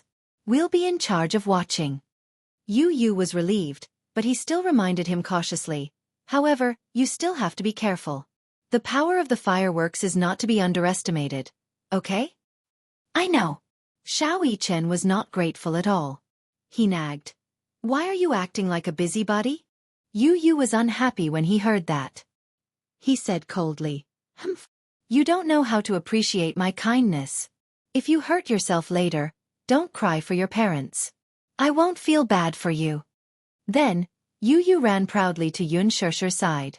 He hugged Yunshish's arm and waited for the countdown to start. 11:59 p.m. The last minute. Suddenly, the townsfolk gathered by the riverside and started counting down in unison. 10, 9, 8, 7, Xiao Yichen shouted excitedly. Daddy, it's time to light the fireworks. Mu Yaja leaned against the railing by the riverside. When he heard the commotion, his lips curled into a smile. He casually picked up a cigarette from his lips and walked over. He rubbed Xiao Yichen's head and passed him the cigarette. Xiao Yichen took the cigarette butt and chased him to the side. Daddy, be careful. Mu Yaja walked to Yunshish's side. He reached out and gently hugged Yu in his arms. His other hand gently hugged Yunshish's shoulder. 3, 2, 1. Bah! Walala. At the moment when midnight arrived, countless fireworks rose into the sky, as if there was some kind of magical tacit understanding. In the dark night sky, dazzling sparks exploded one after another. Xiao Yichen covered his ears and ran back. Behind him, fireworks lit up half of the starry sky. More and more people gathered by the river. Xiao Yichen tiptoed and could not see clearly. Suddenly, a pair of hands reached out from behind. Gong Jie picked up Xiao Yichen and placed him on his shoulder, supporting him firmly with one hand. Can you see it clearly now? Yes, I can see it clearly.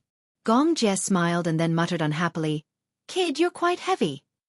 Xiao Yichen, on the other hand, was sitting on his left shoulder with a clear conscience. She held his arm and excitedly watched the countless fireworks rising from the riverside. Ba. Yunshi was engrossed in watching the fireworks. Mu Yaja suddenly pulled her into his arms, nodded, and kissed her forehead affectionately. Madam, Happy New Year. Yunshi's heart skipped a beat because of this sudden tenderness. She looked up and met Mu Yaja's gentle eyes. Her face blushed and her eyes revealed a seductive look. Yunshi responded with an but Mu Yaja suddenly lowered his head and kissed her lips uncontrollably.